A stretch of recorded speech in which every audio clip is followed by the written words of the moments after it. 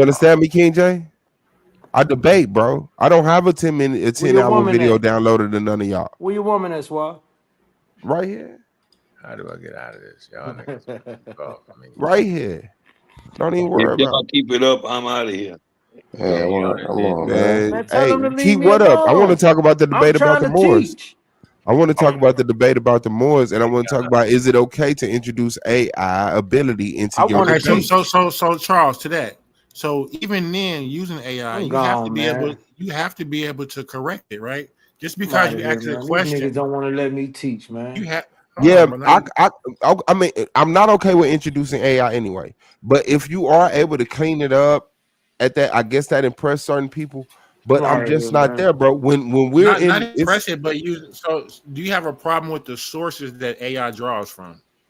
no, I have a problem with someone saying, construct me a rebuttal, and the AI says this person said that, and so this is a fallacy, and this is a fallacy, and the argument, and then you just reading it word for Hey, word man, I ain't never coming back to this show again, Unc. to the point where it's like the person is Unc, I'm actually about to call reading it you, man.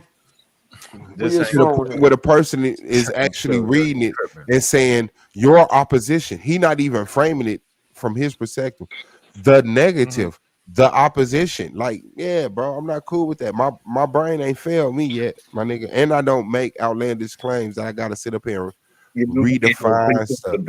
in official debate, you always refer to your opponent or to the opposition or to your adversary. Those are Yeah, the no, terms I'm gonna you say use in he. debate. I'm gonna That say he. I'm you gonna say gonna he. say I'm gonna he, say your but name. they're raising the standards of debating around No, here. I'm not. I'm not the first to do Right, that. you wouldn't be able to facilitate a proper debate. So you won't prepare a decent PowerPoint presentation. You won't invest in transitions. What you want to debate about? You would not Cedric make the Ortega. effort. What you want to You would debate not about? make an effort to put a What do you presentation want to together. debate about this week, You brother? cannot debate me, Let brother. him finish though. You cutting him off. What a mammal is.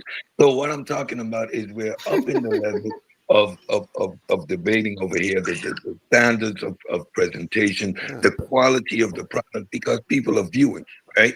So you're going to incorporate things like PowerPoint, you're going to use Canvas, and these are all AI based tools, right? So your animations, all these things you incorporate into the presentation that you're giving.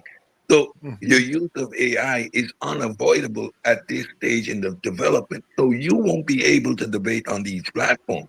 You won't be able to Right. deliver a presentation that's going to keep people's attention for 2 times 15 minutes or however long a debate is. Because you're not going to put in the work. That's what you're saying. Yeah. You're not How are going to you going to source do a your you're PowerPoint? not going to you're not going to source your information because you just want to come off the dome, seemingly. Again, you don't know what a mammal is, but you're referring to frogs when I'm asking you which I'm Not too asking. long with it though, said. Yeah, so, I so, did stop so, him from so cutting you off though. But go ahead. yeah, I was landing my plane. So your whole premise is flawed, my brother. Like, what are you talking about? You ate both pieces. He landed that boy quick. Yeah, no, real talk. What you want to debate about though? So Charles, you have an extensive library, I would assume. I have I don't access see to any. one I don't via see the any internet. books behind you. No, I got access to one via internet though. What book you want me to look up? So you're talking about PDFs, right? So what I'm saying, if you're so negative AI for information, yeah, I don't see no books. So I would assume that you would be reading books, writing stuff. How are you transferring it to the internet? What? Information. Okay, If because we not, are able to lean. Okay, go you ahead. done? You want to Yeah, answer, or you just want to I would what? like an answer. All right, thanks. Hey man, I don't like how you ran off half the panel with your beef or whatever the hell that ain't have And that nothing to was do with that this was shit. that was crazy. I mean, people just be fanned out. I didn't even know those was the individuals that was here, but once I got here, motherfuckers started bringing up certain shit Yeah, you seen that that dude I've before? You addressed. was the Okay, go you ahead. started bringing up certain. You was the No, that first dude was one. No, I My attacking. didn't. I bad. came in and I No, said, "Yo, did y'all see Oh, me whoop Lorel in that debate?" And they said, "Yo, he want to feed babies with his nipples." It's oh, I didn't recorded. hear that. I didn't hear that. Okay. Yeah, it's recorded. he jumped on you after you made that statement about freaking, the possibility of primates or early humans doing that. But No, the I thing did was, not. I did no, not. well, no, I just. So you telling me I just jumped on this panel and said early primates probably because okay? That's I not used what happened. You drink one of my Natty Daddy, and that's what set it off. I no, said I I, don't want see, that's what I'm you Oh saying. drink yeah, Natty Daddies. Wait, that hold was on. what set it off. See, You this is what did. I'm saying, yo. Oh. Listen. The dude came on with ad hominems toward him. and I kept on. I was the one over here talking about like, yo, come on, B, stop that. You know what I'm Who saying? jumped on with ad hominems? Dude, the dude that was just in here, Oh, who was okay. talking about your channel, talking about you personally, like he know you. So here I am over here trying to defend you after you threw an ad hominem at me, and I said something about fucking goddamn. You know how I get down. I said something that opened the door You for you didn't to turn talk up, though. about the possibility of males doing whatever, and that opened that whole freaking gate up for No, him to he said attack that. you He personally. said that. Let I me don't get know if back. you heard the initial Let me get comment, back. Let me get but the back. initial comment, yes, and Yes, the I'll initial say that. comment. So all right. So what I'm saying Hold on. is For this, the dude was clarification, being distracted. so that we're not incorrect. Yes, I came and said something about you drinking natty daddies, Yeah. and So there was the the ad brothers that hominem. was on the panel Man, that that's I did not crazy though. recognize. They were. I mean, Cause but which was unnecessary. it was unnecessary. But we still talk shit like that around here. I Well, was just. well, you but know, that's not what we it was wasn't doing. that, We was no, actually we 2 didn't have hours to of do straight that. information, and then you And Yeah, came that's like in we were having a a conversation weird on ass TV, monkey so you wrench, have and I to was just go actually out. sitting here learning and building Yeah, man. Like, come on, like man. it was. that I'm I having wasn't even study there. night, and then you did some weird shit. Yeah, I like, can come on, Peter. understand Don't do me that, brother. coming in and throwing that rhythm off was like, yo, what is this?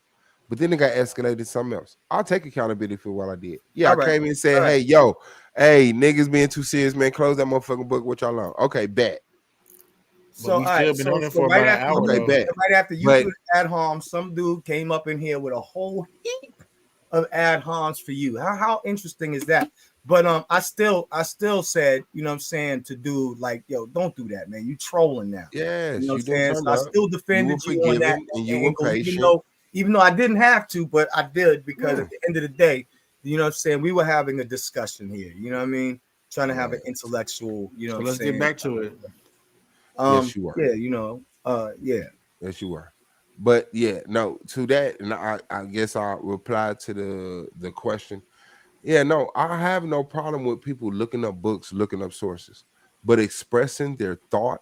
You're gonna get a computer to compile your thought and then read it word for word. Yeah, no, I'm not there yet. Like looking up information on the internet, compiling it into a presentation, and presenting it with the skills that you have intellectually, cool. But once you're like my rebuttal to someone saying the 711 to 1492 Spain Moors did not civilize the world, and then reading it word for word, you're dying with me in the debate online. I didn't So argue. so I so wasn't so so against so him. you have a problem He with did a me good job. compiling information and then saying, "Hey AI, compose this into a Right. proper PowerPoint presentation for me." The information that I compiled, my thoughts. You have a Right. problem with the AI composing that in a proper format. Right. That wasn't my statement. You're slow. I said composing a rebuttable, but yes, I halfway have a problem with that.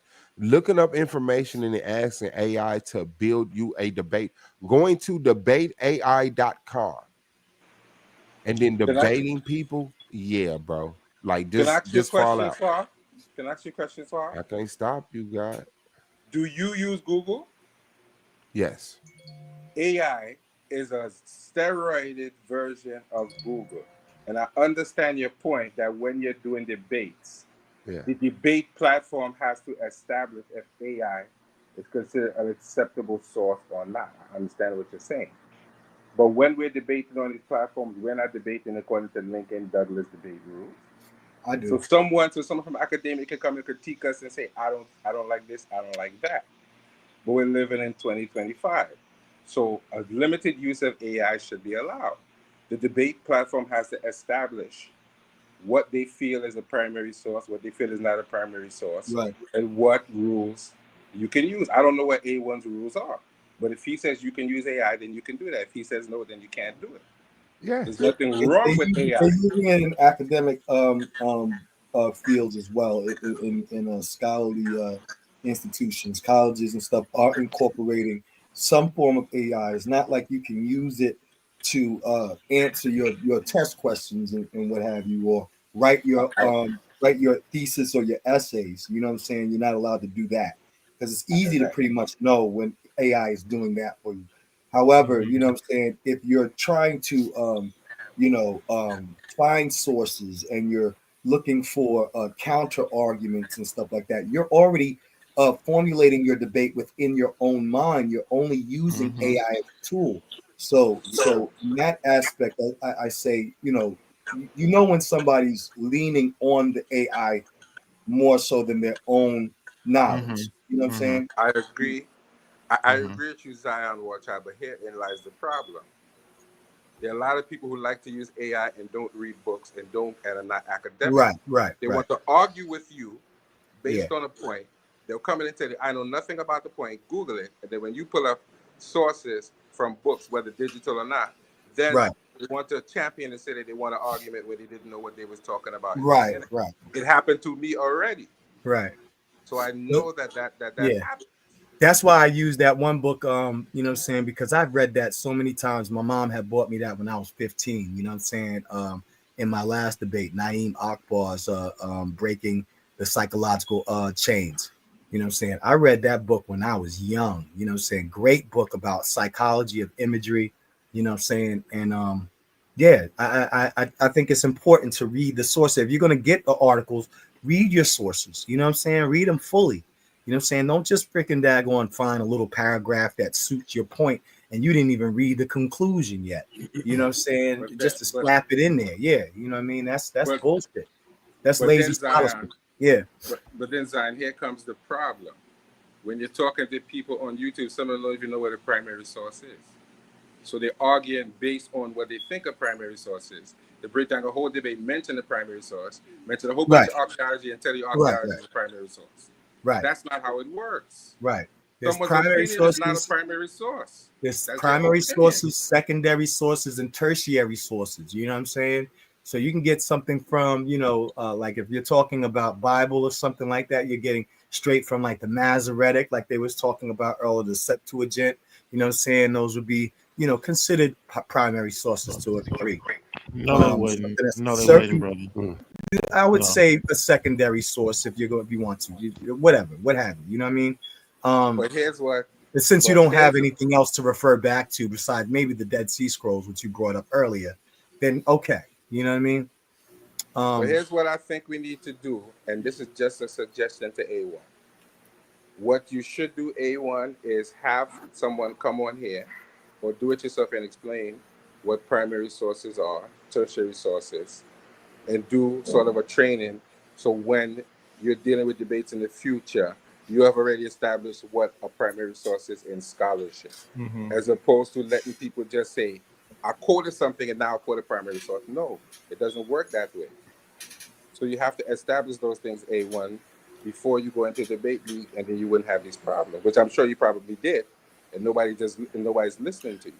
My So you bad. have to make Because that's sure. really Can you?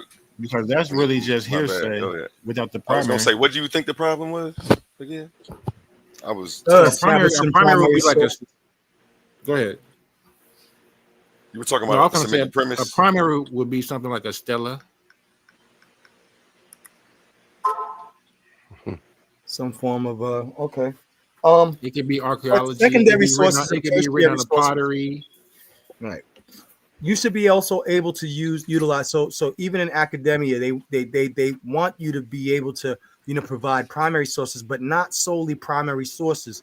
Secondary and tertiary sources are used when establishing, an argument or a thesis, what have you. You know what I'm saying? They're used in conjunction with your primary sources and your secondary sources. You use your tertiary sources. So if I wanted to go straight to, a book about psychological studies or what have you, you know what I'm saying? And then go to an article or something from a university's academic journal, and then go and use something that's out of popular culture, some kind of news article based upon it to then further argue that this is within popular culture. You can use all three, you know what I'm saying? But to have no primary sources and a whole bunch of tertiary sources posed as primary sources, that's not, you know what I mean? But this is but what I'm saying, Zion, is a lot of people on YouTube don't know what a primary source is. They think because you quote an archaeologist that makes it a primary source.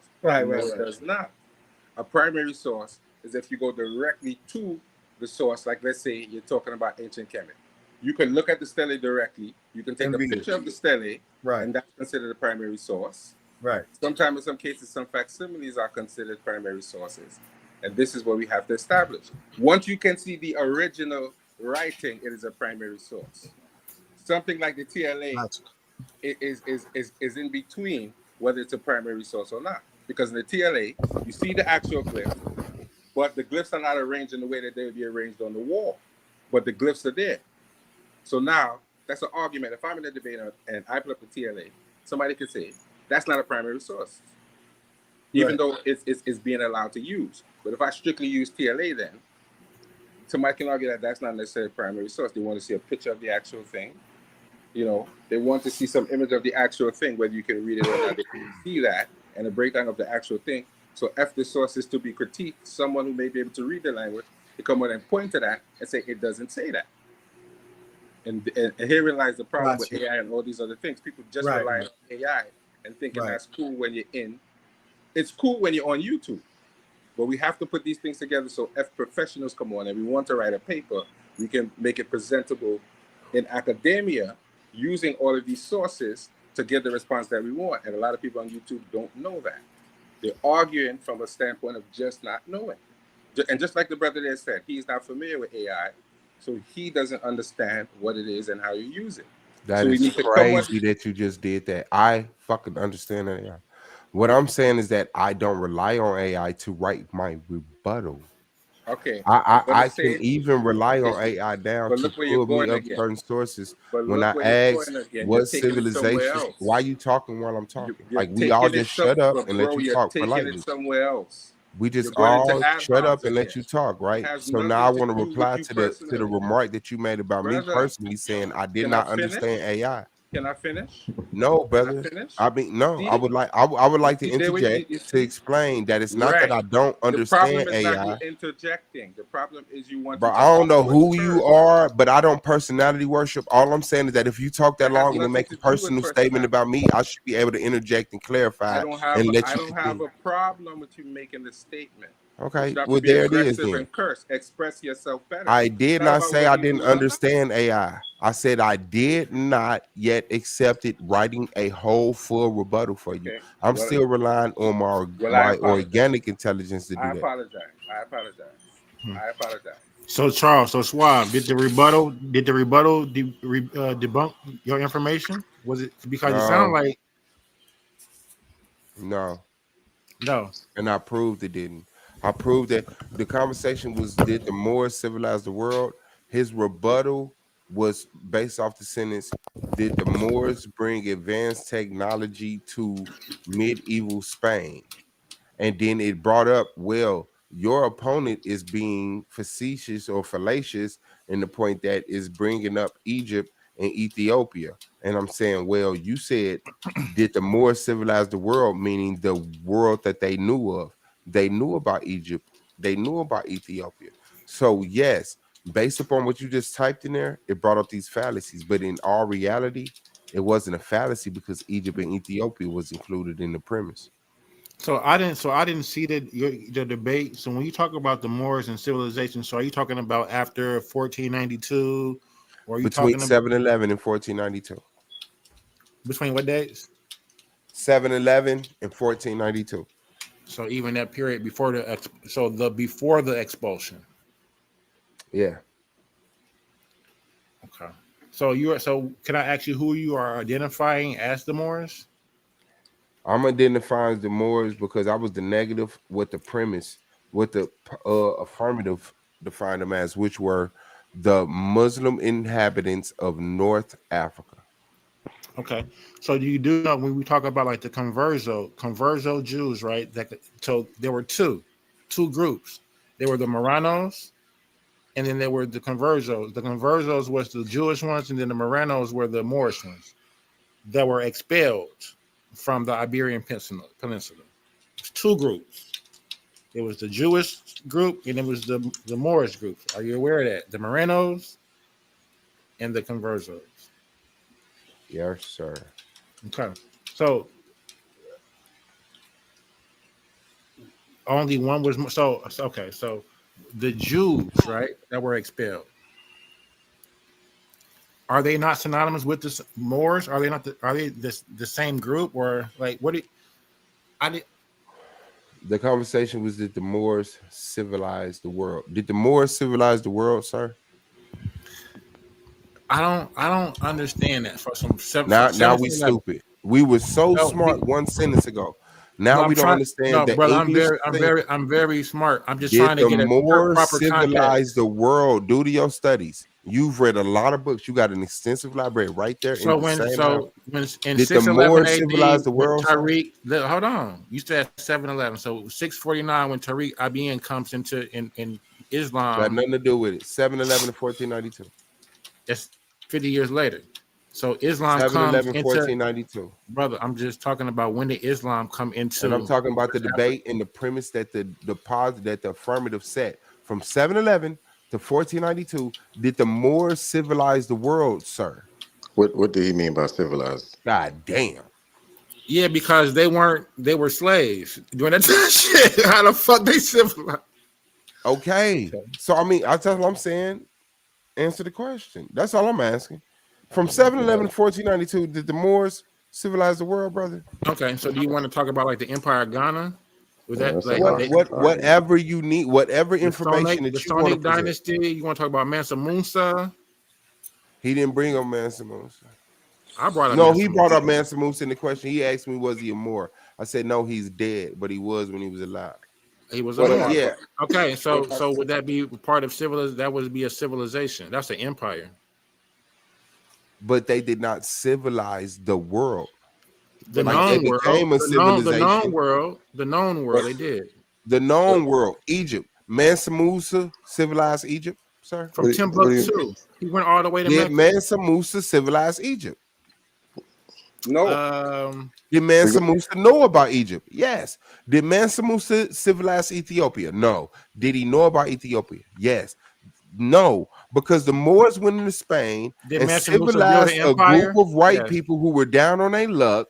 Doesn't mean they could come up out of that and teach our people hundreds of years later. We civilized the world. No, the Moors never civilized the world. They civilized a corner of Europe.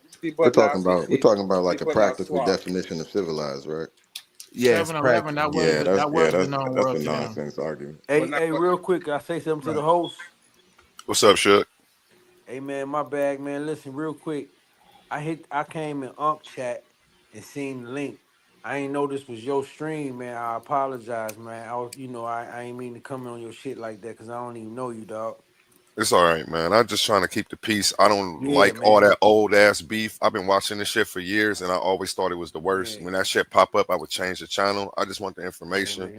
I don't know that's what me, my man. numbers just went from 50 to 14. I'm salty right now, for real. I'm pissed. I don't know what the fuck is going on and why niggas is bringing up names like BP and weird ass shit. People from probably was the people from Ump because he was restreaming it, and when he ended it, that's probably where the other viewers went because he was restreaming it. Damn, man. That's the first time I had him up here, and then he invited his peoples up here, for real, man. I've been trying to get him up here for like a month and a half. I've been grinding, man. I don't know. I be, It's all right. Unc be, I ain't I gonna complain me and about it. Unc be doing this. We be banging like this. So that's why I thought he let me up. I think I So heard that your was name let for the. me up. You should have kicked me the fuck off, man. No, I ain't. No, you was. I don't know nobody, man. I don't got no beef. Say none of this shit my beef, but I don't want it going I down ain't over here beefing, though. man. I'm having Not you. fun, I'm bro. just saying I don't know what's going on. Once I heard that weird name, I couldn't tell what's going on because I don't know the history. So I don't know where it might go. I don't know what a person might say. I was just trying to stop it before something else crazy came out of somebody's mouth because they was bringing came up there and said that shit about whoever drinking beer.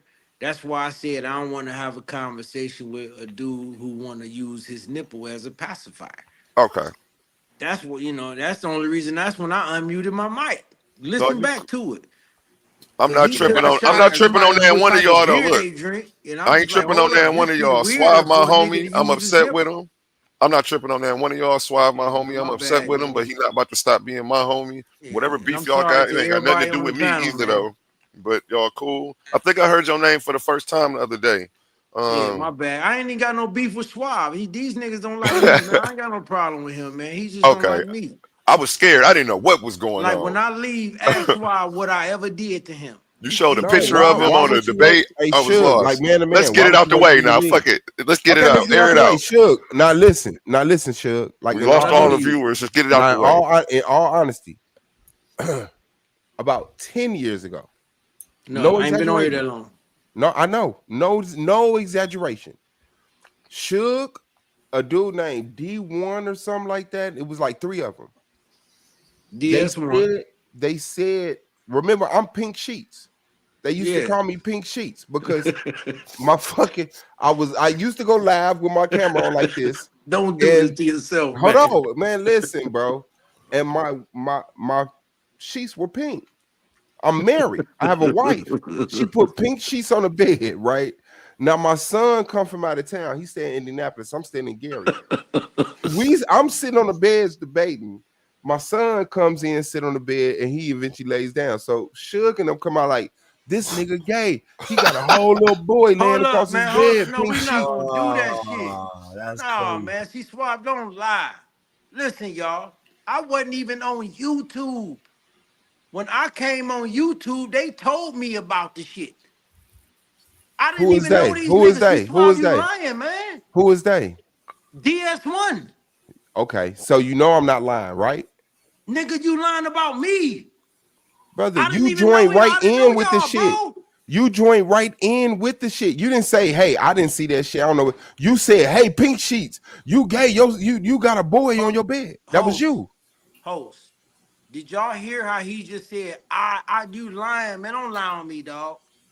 Don't lie on me. What the fuck did I lie about? Him, DS1, and another dude was calling me Pink Sheets. The bottom line, listen, they was roasting this nigga.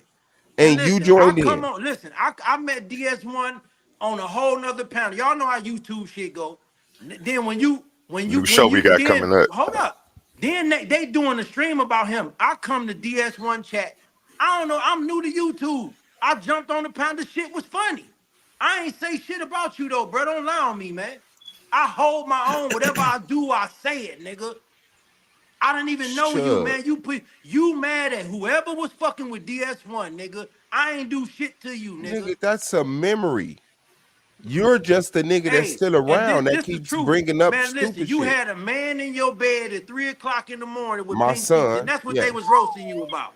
Yeah, my son. Yeah, okay, and you joined in. That ain't what you. If I pull that video up, you ain't say it was your son, brother. You're a fucking lie. Why you got the video if you didn't give a fuck? If you weren't in it, why do you have a whole? In every debate, there's sorry. Do y'all thing, put a video up because this gonna get replayed. I guarantee this gonna get replayed. Might as well put my ad out. Go ahead. On my life, send the Cash App. Hit that like button. Y'all got us fucked up, man. $ Titans Debate League. Pull up the video. You just threatened me with a video. Pull it up or shut the fuck up. Pull it up. It ain't nothing else to talk about. Pull up the man in my bed. Please. Please.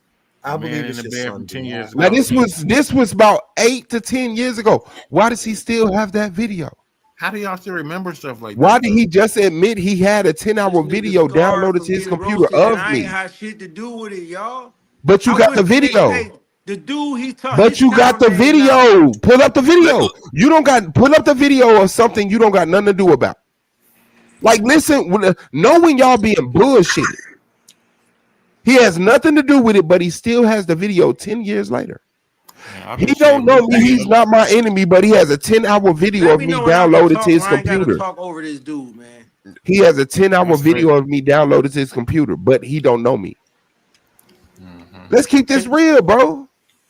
So Swab, when I did the prerequisite for civilization, so we talk about the Moors, right? So yes, sir. Yeah.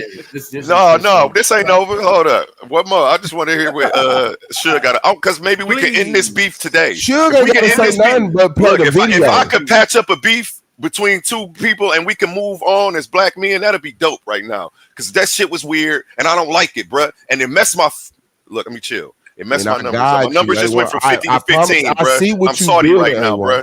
You just took my numbers from 50 to 15. See this? I'm not happy right now. You're getting between me and the bag, and that's not cool. Yes, sir. So let's figure this out and settle this today. Go ahead. It's on Suge, bro. Hard drive. Now listen, man. I'm an editor, bro. I download videos. Man, show that video, bro. Hard drives. Let him go, bro. He let you go. He definitely said he was gonna wait. That's because I ain't a liar, man. I ain't got a What lie. What is he finna show? He said, "Don't make me pull up the video of a man in your bed." That's all he's supposed to be doing right now. He ain't supposed to be telling us. He ain't supposed to be telling us he an editor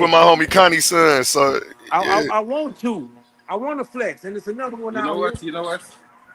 You know I what's want to sad flex about on all them that? niggas. It's nice. Yeah, Uh-huh. come check his It's show nice out that this you week have. though. He got a show called Listen to Intellectual this. Armory coming out. He does de-escalation through You hear that? conversation, Camera and recording. verbal You gonna get judo, your ass which to is come what I over was here. trying to help these brothers with. So we do have some powerful content coming out Fuck with on this y'all niggas channel. talking about.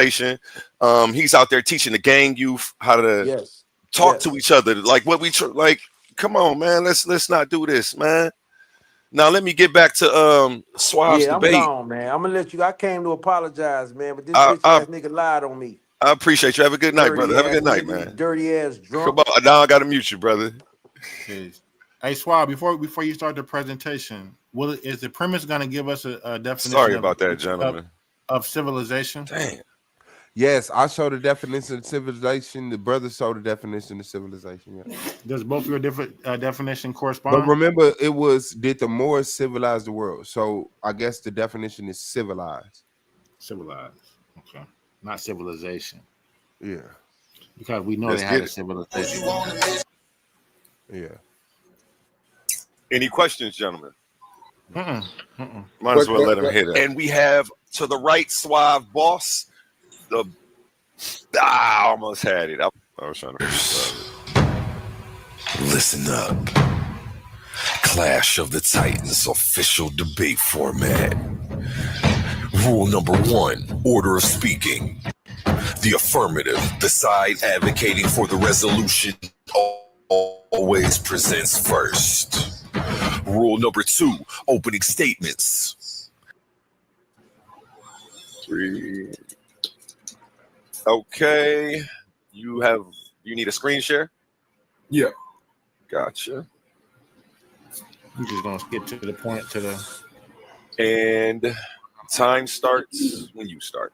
Okay, so right now we gonna I'm gonna jump right into it. So my opponent's gonna hit y'all with a bunch of fallacies, and he's gonna want to coerce y'all into not understanding language. So the first thing we're gonna talk about is context and language. Context and language refers to surrounding words and phrases. They help clarify the meaning of specific words and phrases. It is essential to understand vocabulary, especially when encountering unfamiliar terms. When a meaning of words is unclear, reader needs to rely on context clues such as synonyms, comparisons, and descriptions to infer its meaning. So therefore, when we talking about world, and this is an ongoing game, right? World, as you see, has over 14 different definitions. In this case, we're gonna circle in on 7, which is talking about the division, the generation of the inhabitants of the earth distinguished by living together in the same place at the same time. It's a distinctive class of persons or a sphere of interests or activities. That's what we mean by when we say world. What world are we talking about? The world of the Moors. What is the world of the Moors? 711 to 1492. That is the context. That is the context in which we are referring to. We're not referring to anything else outside of that. Another thing that I want to bring up is the definition of Moor. When we bring up the definition of Moor, you see it's Moor, English. For Moroccan, formerly a member of the Muslim population. I want y'all to look at that Muslim. So we're talking about Islam, religion, the Muslim population belonging to Al-Andalus. So we're talking about the Moorish Empire, the Moorish civilization, the civilization that the Moors brought into Europe. In Spain, Portugal, a mix of Arab, Spanish, Ahmadi, Berbers. The original Moors created the Islamic Andalusian civilization. So we're only talking about this specific time. When you're talking about Moors, you're talking about dark skin, as you see right here, Moors being black, swarthy, 20, and you got also white Moors, other white Moors because they're light-skinned Muslims, right? So anybody who was a Muslim was considered a Moor, right? So and that is only dealing with Europeans. So this is the context what we're talking about. So my opponent has a battle uphill trying to take Moors out of history and take away their contributions, their bloody, murderous contributions to history. And they brought civilization to the Europeans the same way the Europeans bring civilization to everybody they bring in contact with. War and subjugation. That's civilization. That's civilization according to humanity, and that's what we see, and that's the basic reality that we live in today. And that's time right there. I hit it about that bomb about 3 seconds early. Suave, it is on you. Do you need a screen share? Yeah, man. Let me make sure I do this right quick because that stream y'all be tripping. Share screen. And it kind of took me a second to get together. You might want to fast forward about 30 seconds. Yeah, I'm gonna just pop up when y'all need me. I like how it looked like. That's hard. Hold on. What's up, man? It's in the speaker full screen. Wait a minute. Trying to put it in presentation mode on the okay, there you go. Okay. Let me see. Let me make sure y'all see it. You see that? And let me know if this it's in the back. And let me make sure that. Okay, yeah, we good then. All right, bet. Finish that for me. Okay, time starts when you start. All right. Yeah, man, it's the boy Swab Boss, man, from the Argument League. The conversation is, did the more civilized the world? Now, you know when somebody come out saying somebody got a fallacy, they the one with the fallacy. You know when somebody come out and say you don't understand, or what you got to understand, or go to the 7th definition of something, that they on BS. And I'm going to expose that today, man. Did the more civilized the world? I want to go into the term Moor. The term Moor is a European label for diverse Muslim inhabitants of North Africa, not a single ethnic group. These groups, primarily Berbers and Arabs, invaded and conquered the Iberian Peninsula in 7 AD, and that is what my opponent is trying to square this to. The definition of civilized, at an advanced stage of social and cultural development. World. First definition, the earth, together with all of its countries, people, and natural features. The second one, I'll say a region or group of countries. So not, the context was, the statement was made. The Moors conquered the world. I said, no, they didn't. So he comes back and he says, and I mean between 711 and 1492. And then I say, okay, bet. Then he comes back even later and say, and by world, I mean this small region of the world through the eyes of the European. And let me put it up right here. I ain't gonna play with you. He said, when we say more civilized the world, that don't necessarily mean all of Earth, but the world perspective from the eyes of Europeans and Muslim era people of 711 to 1492. The world was a lot smaller than them. So he's already conceded to the debate that he agreed with. But I'm gonna walk down his alley, right? Let's go. Let's go to 711 and 1492. Now, what I want to let you know is that Moors did not start with Islam. So my opponent not only picked the wrong people, but the wrong group of the people. Okay, because according to Procopius of Caesarea, in his book History of Wars, source here, page and number if you know the Romans, it says inhabitants of men, but desert land extended to a great distance, and that beyond that there are men, not black skin like the Moors, but very white in body and fair hair. So I want to let you know, as he tried to hold the Moors, just like a lot of mainstream definitions try to hold the Moors to Islam, the Moors predate Islam. And I would say that he would have had a better argument saying that those brothers and sisters civilized people other than these Moors. And so, what that mean? That's time? Okay, so yeah, I'm keeping them in the argument that the Moors civilized the world through those definitions, not loosely. So bam, they have it. Yeah, I'm gonna keep my butt up here on this stage. It's my bad about that, Suave. I muted you because that was time. My apologies. Oh, okay. I forgot.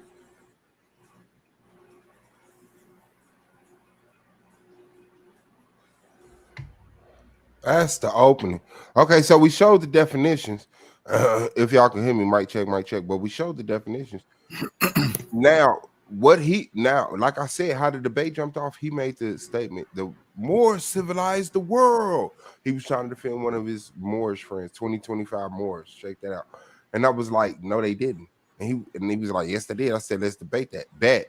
Then he came back and said, and I mean between 711 and 1492. I said, cool. And then he said, and by world, which I showed that screenshot, he said, I don't necessarily mean the whole earth, but the known world to the Moors. Cool. All right. So then the opening, that was the opening. The premise, which I really want y'all to hear, the premise, that's what I want y'all to hear. When the premise, and you know what, I don't even want to say nothing. I just want to let y'all hear. I don't even want to try to. So did we determine what the known world to the Moors was at that time?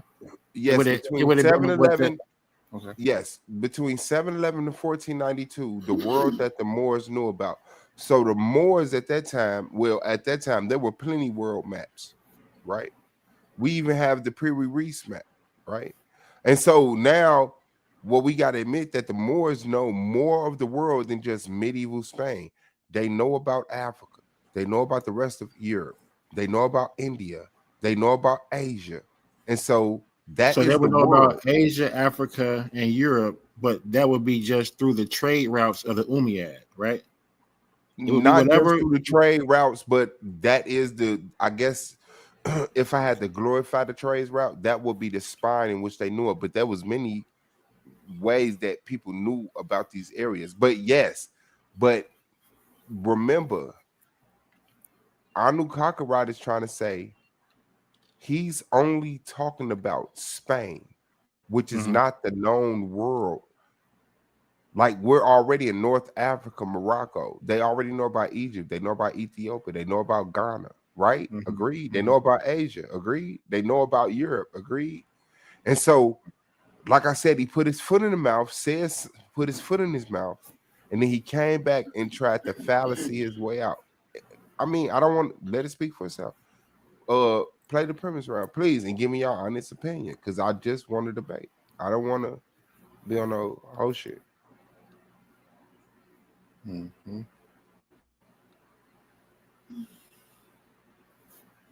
said keep playing it. Yeah, go to the premise rounds. I knew Not when I'm Kakarot down first. here in the back that y'all can't hear me. Okay, you So I good, am gonna God. stay up here. I am gonna stay up That here. was My it. That was apologies. 3 minutes. Okay, yep. Oh, I thought that was you talking right there. Okay. I don't hear anything. Was there supposed to be Oh something? no. You're right. I'm sorry. My bad. Just it's just the intro, bro. Calm down. I got you. Okay. So again, right here we go because I got to be able to control this. So right here we go. This is some of the sources that we use. Hugh Kinney.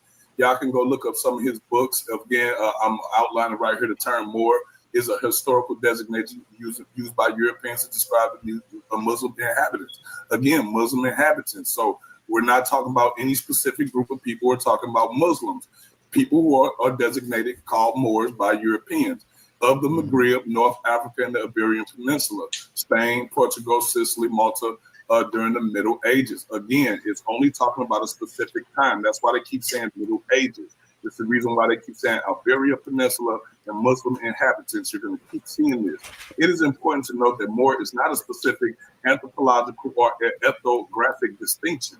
Again, it's not a specific group of people. It can be any type of group of people, yellow, white, blue, green, purple, it doesn't matter. If they're Muslim, they will consider a Muslim. Well, I mean, they were considered Moor. It was an exonym. There it is, a name that was given by a group of people, by outsiders, rather than the name used by themselves. Right? Again, most of the information that we can go over here is coming from this guy. Here go his credentials, academic career. Kenny joined the Blase. I don't like to toot his horn. Here go a bunch of books that he created, the Great Arab Conquest. The Arabs, I mean, the armies of the Caliphs, the Caliphate, you know what I'm saying? So he got a vast array of literature that he has wrote on this subject. So the information that I hear is coming from these sources. And there's other scholars that we use. Like right here go one out of Ivan Van Sertima. He might be familiar with some of his work, but he also done work on the Moorish Empire and the golden ages of the Moors, as y'all can see down here. And I'm pretty sure our opponent and people in the audience might try to discredit his work, but that is one of our pioneers in this era. So again, when we talk about the Moorish Empire, we're talking about an Islamic empire. It's a Muslim empire, right? And it's only dealing with 711 to 1492. Again, now I want to bring y'all to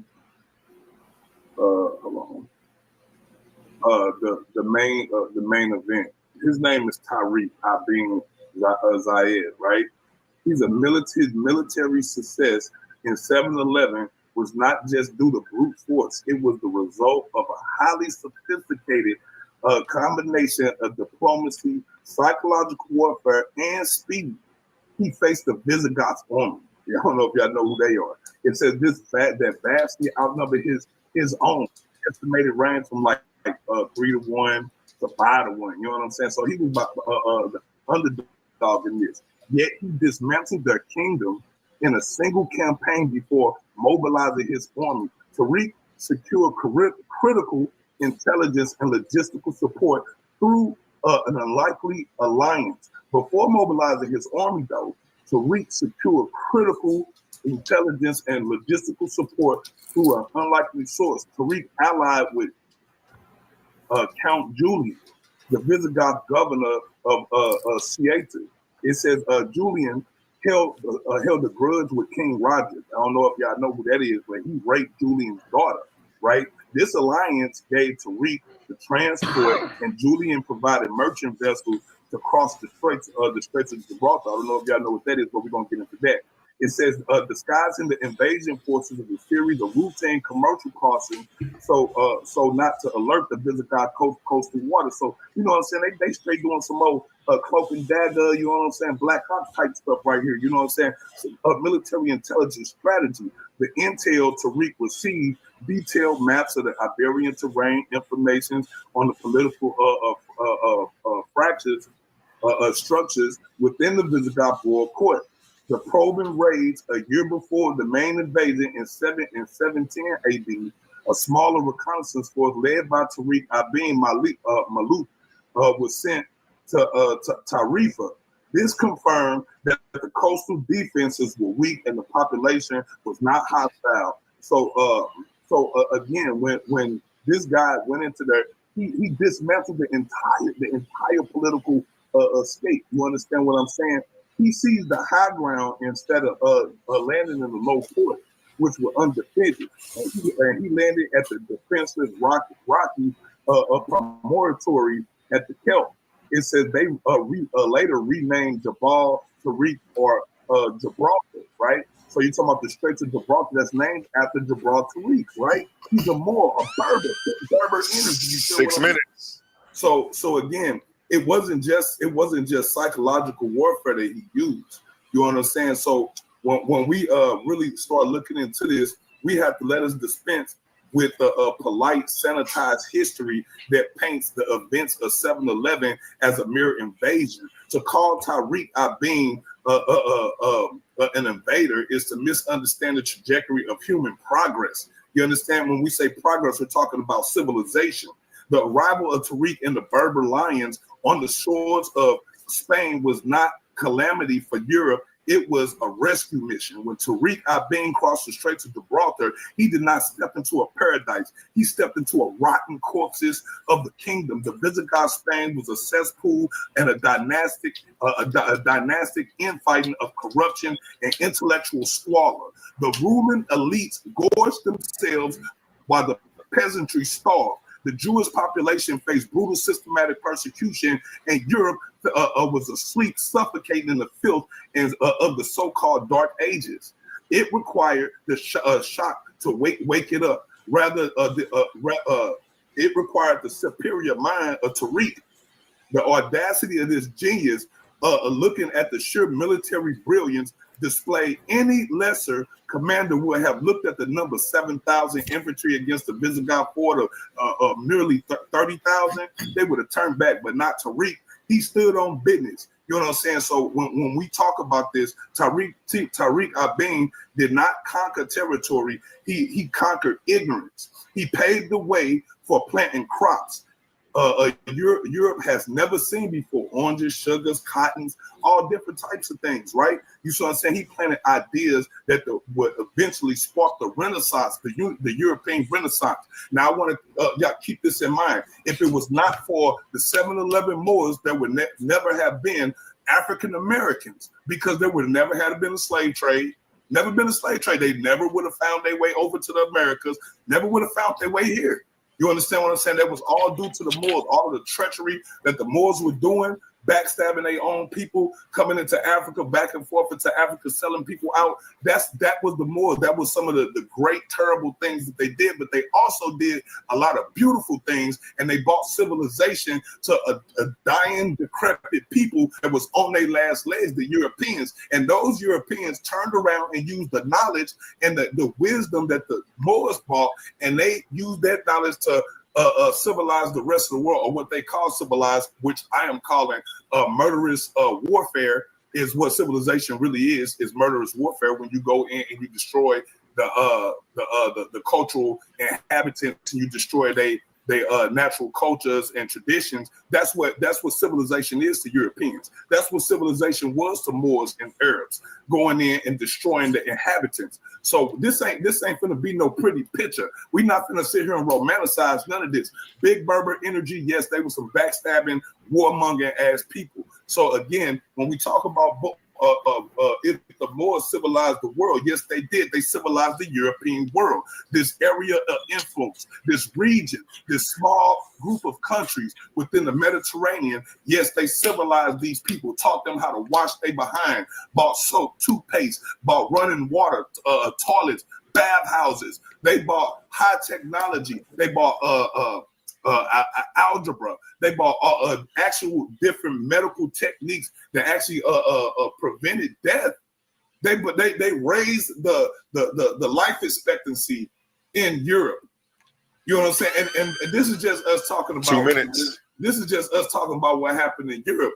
And like y'all can see in these maps, Amazi, we're gonna be specific about what tribe that he come from. He come from the Zenata tribe. See, I can go look that up too.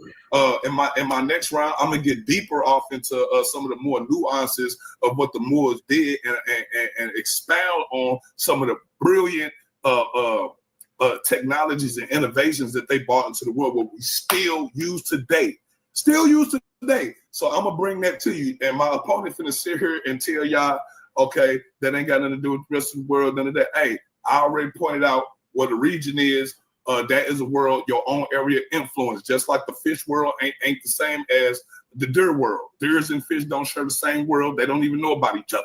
You see what I'm saying? So you can still live on Earth, your own Earth, and still have two totally different worlds, because you're in two totally different areas of influence and spheres of activities. So that's what the meaning of world. It's not my fault. My opponent don't understand the English language and don't understand that their words have different meanings, and you need to be more specific about when you talk and have discussions, especially if you're going to try to challenge a Naga warmonger to a debate. You see what I'm saying? I'm going to expose all of those flaws and fallacies that you have, my friend. You know what I'm saying? So again, it's not the world order. Y'all have seen it as a first round knockout. He already shot himself in the foot by showing y'all that the definition of world says exactly what I says. And so him trying to tell you otherwise is retarded. We already see that this is an Islamic empire. It's a Muslim inhabitants. You see that when he's talking about more, it ain't talking about any specific group of people, because it's an exonym. That's what we talked about. That's what we brought. Those are heavy bombs. Now, if he gonna try to beat me, that means he's gonna have to rebuttal that. He's gonna have to rebuttal every single thing I said, and you know he can't do that. Empirical facts. Ball game. Let's get it. I disagree with about 90% of what he just said. Man, Black Power, man. Shout out to the people. Hit that like button. Hey, real talk. That's how you feel? Pause it right My now. opponent So we can definitely. go what he Yeah, just pause said. it. Let people get a introspective on it. Shout out to you. So is he saying that Tariq Abian, we know he has Berber, origin, but he's representing the Umayyad Caliph, right? The army, even though the army is Berber, or may have been called a Moorish army, is still under the Umayyad dynamic, right? That's not what he explained. You may have No? more information, yes, but that was not introduced to. So yeah, but yeah, yes, he's under the Umayyad, but he is being represented as like a blanketed Moor at this point. At that point, for sure. Okay. Now let me. I could jump in here and say something. Now, from what I heard, Suave, you had some good points. He had some good points too. but he didn't put the argument together as coherently as it should have been. I agree. What I'm saying is this, right? Everything he said was correct. But when you're having these debates, you have to understand the nuances of it. Yes, we're talking about Muslims. Yes, they were traders. Yes, they did civilize. But the word more does not strictly refer to one group of people. Historically, they only focus on the Muslims. But all of Yes. those other people around would have been considered Moors, not Yes, just sir. this particular group of people. And at this point, he didn't cover that coherently to be able to say, historically, we are talking about a group of Muslim Moors. But, people in Kemet, people in Ethiopia, they were considered Moors too. Well, And I Muslim think you've Moors already is brought that out crazy. in the Well, debate. Joe, no, well, that would be very incorrect because the Umayyad dynasty was not known as Moors. That's that's not correct. That's not correct. That's not correct, Jose. I Joey. didn't mention, hold on, I didn't mention a specific dynasty. I said the term Moor is a blanket term for black people in general. But you said Muslims at and first, not right? just So that the particular group Muslim. of people that they're talking about. Yes, but So he the- said so- it wasn't just contained to Muslim. Right. It, But the the term does not Muslims. just pertain to Muslims. It does not. It pertains to all black people. But that's according how to that Europeans. premise just presented it, right? Okay. So now check out my premise. Because they're Muslims through conversion. Yes, but Nobody's arguing even that. before Islam. But real talk. Okay, understand. Going within the information that was exhibited through the debate, not what you personally know. Even though you personally know, and taking into consideration what you personally know, you do not retain that information for nothing. Right? So treat this as if you're judging it. Cool, right? And Yeah, so but he Yeah, did. we're He did in critiquing right now. We're passing critiquing mention. it. We're critiquing the No, information. but hold on, Suave. He did in passing mention that, but he didn't elaborate as much as he should have to be able to drive the point home of what he was saying. He just mentioned and started mentioning all kind of other things, but he didn't narrow in on that point as much as he should have. Is what I'm saying. yes, I don't think Because know you agree with that. if he did go on that point more, he would have debunked his whole argument. Because the Muslim aspect are the conquering force that's coming in, and they're not Moors. Bro, cool. they call them Muslim Moors, so they were So that's why I wanted to get clarification because your comprehension is wrong in that they called the army were called Moors because they were composed of a large Berber population. And they were Muslim, King J. They were by Muslim. conversion. But the They're fact not that you had arguing to that. call somebody Conversion. Muslim Moors mean that Nobody's Moors arguing isn't that. exclusive to Islam. That means they were converted. Nobody disagreed with that, King J. Okay, but He's not going to disagree with that. okay, but so you do understand that. So when we talk about Mecca, right, the Umayyad dynasty, right, they're coming from Mecca. They originate from the Quraysh tribe, right? This is Islam. This has nothing to do with anything more. So that wasn't their debate. Yes. That wasn't their debate, King J. Right. So, but when the brother is saying that these Moors are coming in, right, and he's calling Tariq Abian a Moor, but he's representing this Muslim is Umayyad Caliphate, right? That's disingenuous because it's not a No, they were Moorish. both. It's not a Moorish expansion into. It's an Islamic expansion, not It's an Moor. Islamic expansion, exactly. And the Moors exist at this time within the army. Okay, so now listen to the my Moors premise. existed within the army because you got to remember Tariq Abian. He was a And slave. outside, no, all I'm saying is that while he's trying to make Islam exclusive, Moors exclusive to Islam, there are Moors that are not Islam contemporary to this movement. Exactly. Yes. And that's the point I'm trying to make. You're talking about one particular group of Moors who were Muslims who ran up on these people not to civilize them, but to conquer them because they were Christian. It was a religious war. It had nothing to do with their motivation wasn't civilization. Although they did that, but their motivation was this was a religious battle. Okay, That's I all really it want to was. get to It my doesn't have premise before anything to y'all do get with. bored. And what's the name? So now let's play my premise, and then y'all kick it in the nuts or clarify information. Okay, let's see what's popping over. A lot of pictures, and he spoke from his heart. A lot of stuff he believed from the European view, and yeah, he's finna down that. I apologize to Team Naga, but you finna watch your big brother die. You got that screen share from you got? All right, yeah. So did the more civilized the world? The brother already admitted no. So he retreated back to a very specific part. He says the part of the world that you know. But even when he goes into his presentation, you gotta understand these people went into a part of the world they didn't even know and civilized some people.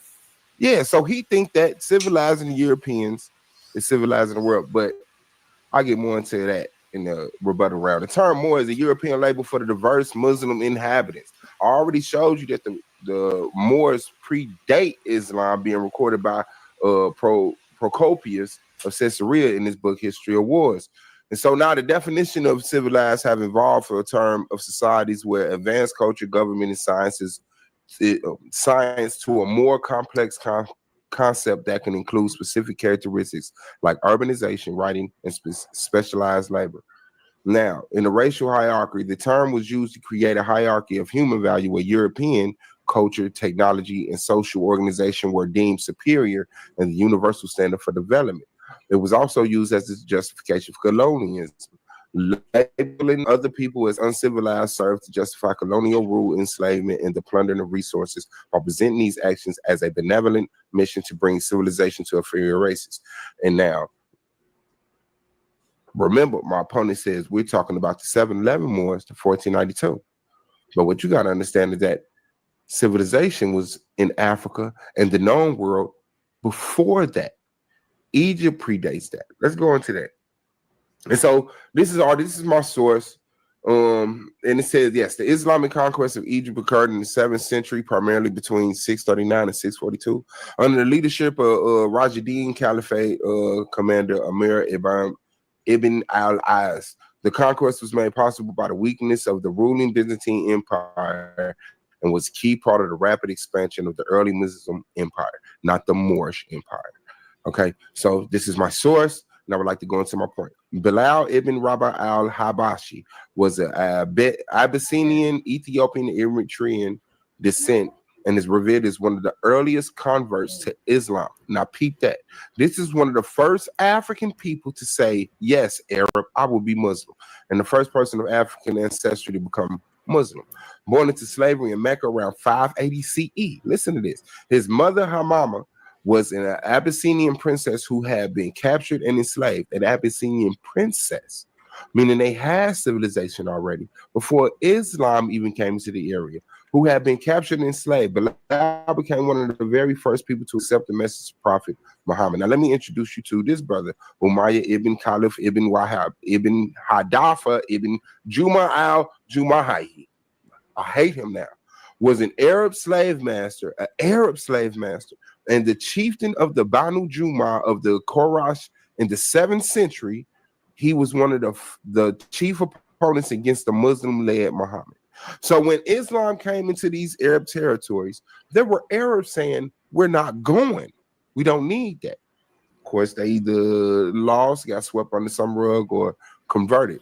And so introducing Islam. So that's my source. And I'd say the ancient Egyptian civilization lasted over 3,000 years. How do you civilize the people that's already civilized? From 3150 BCE to 30 BCE, the timeline is often divided into kingdoms and intermediate periods to reflect changes in rule.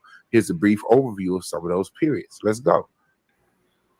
The pre-dynastic period, from Paleolithic times until the end of the Neolithic period before the emergence of writing around 31 BCE.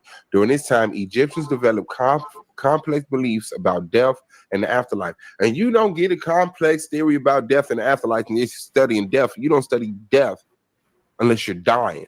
People were purposely killing themselves to study death. I mean, if you're studying death, you've already thought about alphabets and numbers and medicine and the stars and oceans. Like you on what is life and death.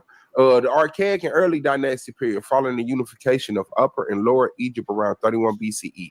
31 BCE. This period includes the first and second dynasties. Dynasties. You don't get a dynasty without civilization. The Old Kingdom from 2575 to 2150 BCE. This period includes the fourth and eighth dynasties and 25 pharaohs predating Islam, Moors, or any of the stuff that he thinks civilized the world because they civilized a corner of Europe. First intermediate period from 2181 to 2055 BCE, a time of chaos and disorder when the Pharaoh's kingdom was divided amongst multiple cities. The New Kingdom, 1570s, 1069 BCE, a well-documented period of wealth, education, and expansion around the Mediterranean. The Ptolemaic period, the final period, from 323 to 30 BCE. Now, make sure you pay attention to the Ptolemaic era. 323, around the 300 BCE era is when you get a lot of the African kingdoms going through some tough stuff. Okay? We were fine, and then here comes Alexander the Great and the Greeks. Here comes what would predate Islam, but they were there. It was still a civilization, whether you like it or not. And guess what? The Moors did not do that. Greco-Roman period in 332 BCE, Alexander the Great occupied Egypt. After his death, Ptolemy I, a Macedonian general, declared himself a pharaoh. Roman influence began in 163 BCE. Where are the Moors? This is my source, and this is my statement. The first Egyptians were prehistoric hunter-gatherers who settled the Nile River Valley around 7500 BCE. 7500 BCE. These are people that are migrating. They have a science. They know how to take their show on the road, whether you like it or not. Developing into agricultural communities in the Fayum A culture and Badari culture, these early peoples laid the foundation for ancient Egyptian civilization, which formally began around 3100 BC. The hell E. When King Armor and Menes unified Upper and Lower Egypt, establishing the first dynasties, not the first mud hut, the first dynasty. This is my source. This is my statement. The ancient Egyptians originated from indigenous populations on the Nile Valley. Let me slow it down like Pop said. The ancient Egyptians originated from indigenous populations of the Nile Valley who had lived there for thousands of years. Their civilization was a blend of these native people with various groups who migrated into the area around time from surrounding regions like the Sahara, the Horn of Africa, the Levant, and the Near East. Where are the Moors? Indigenous roots. The foundational population was indigenous to the Nile Valley in northeastern Africa. These early groups were hunter-gatherers who developed settlements along the river. Settlements. Migration influences. The civilization, the genetic and cultural makeup was further shaped by people from, guess what, neighboring areas. We're talking about Egyptian civilization. The North African migrants from areas like the Western Sahara, who had civilization, and the Maghreb, civilization, Horn of Africa, populations from what is now Sudan, civilization, and Ethiopia, a great civilization, one of the greatest civilizations. You got to give it up. Ethiopia is the mother to Egypt. Levant and Near East, people from the Eastern Mediterranean and parts of Western Asia.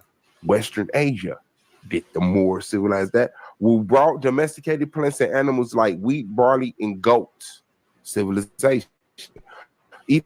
Ethiopia is older than Egypt, with early agricultural societies developing in the Ethiopian highlands around 12,000 years ago. Please sit down, Moors. Predating Egypt's unification around 3113 BC, the kingdom of Damat emerged in Ethiopia around the 10th century BC, making it a contemporary of ancient Egypt, which also has significant early cultural and political ties with the region known as Nubia.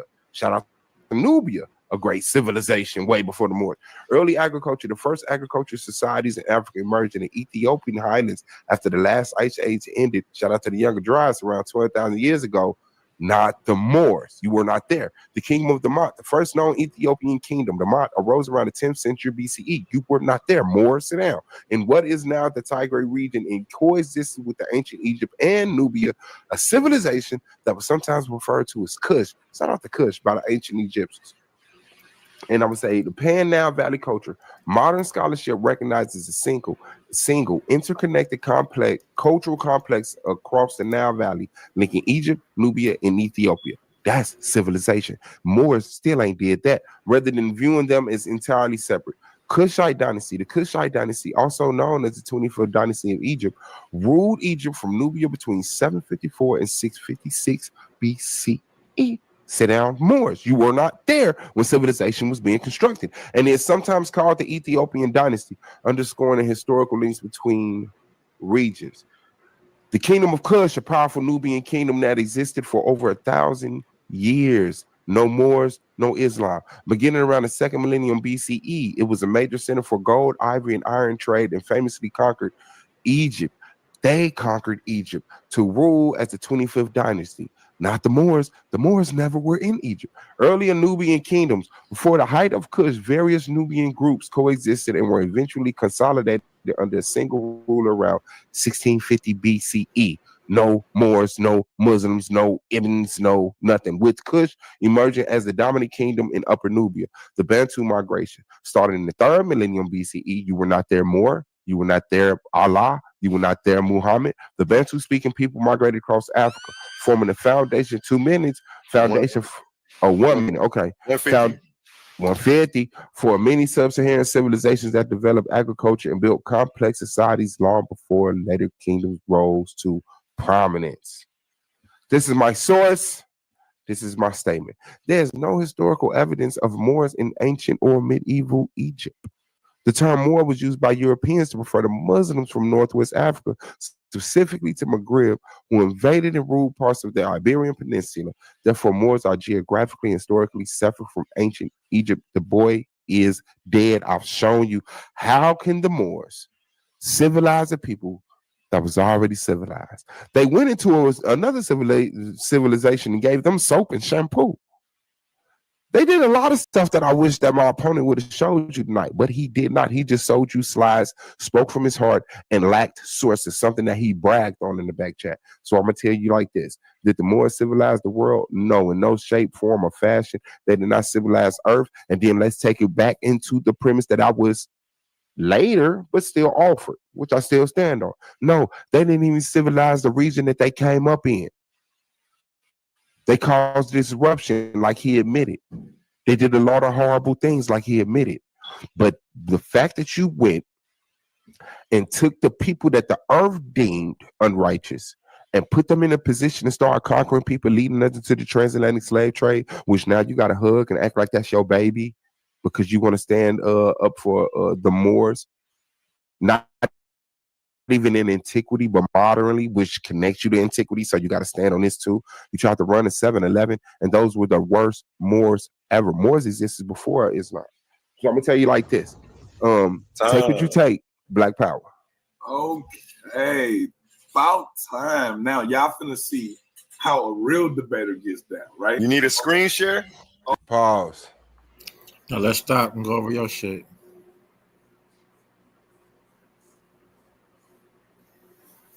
Let him have it. Don't hold back now because he here. So you showed all that to show that there was no more during that time? Not just that. That was like an extra caveat. What I was showing is that the Moors did not civilize the world, meaning in the region that the Moors existed between 711 and 1492, civilization already existed. What they did was impress a small group of Europeans who had been, I guess, thrown into dark ages by their bad decisions or whatever. But the rest of the world, known to the Muslims, Moors, which he was strained to. Remember, I showed that Moors pre-existed Islam. So he's defining it as how could more pre-exist Islam if you just showed that the term more didn't exist until the Europeans? The Europeans predate Islam. Who are the Europeans that you're talking about? Procopius Caesarea. In the book of history of You're talking about the Greeks. Sure. I believe the Greeks at that time, right? So the Greeks we came already up got with white people on Earth. So the Greeks came up with the term more? I think I'll say yeah. The Greeks, because the Moors were called. Can you put back up your definition of what you said when you showed that the term Moor was by Moor referring to the Greek usage to define North African Muslims which my opponent, who is the affirmative, also used as a definition. He restricted Moors to the European name for North African Muslims. Hold on.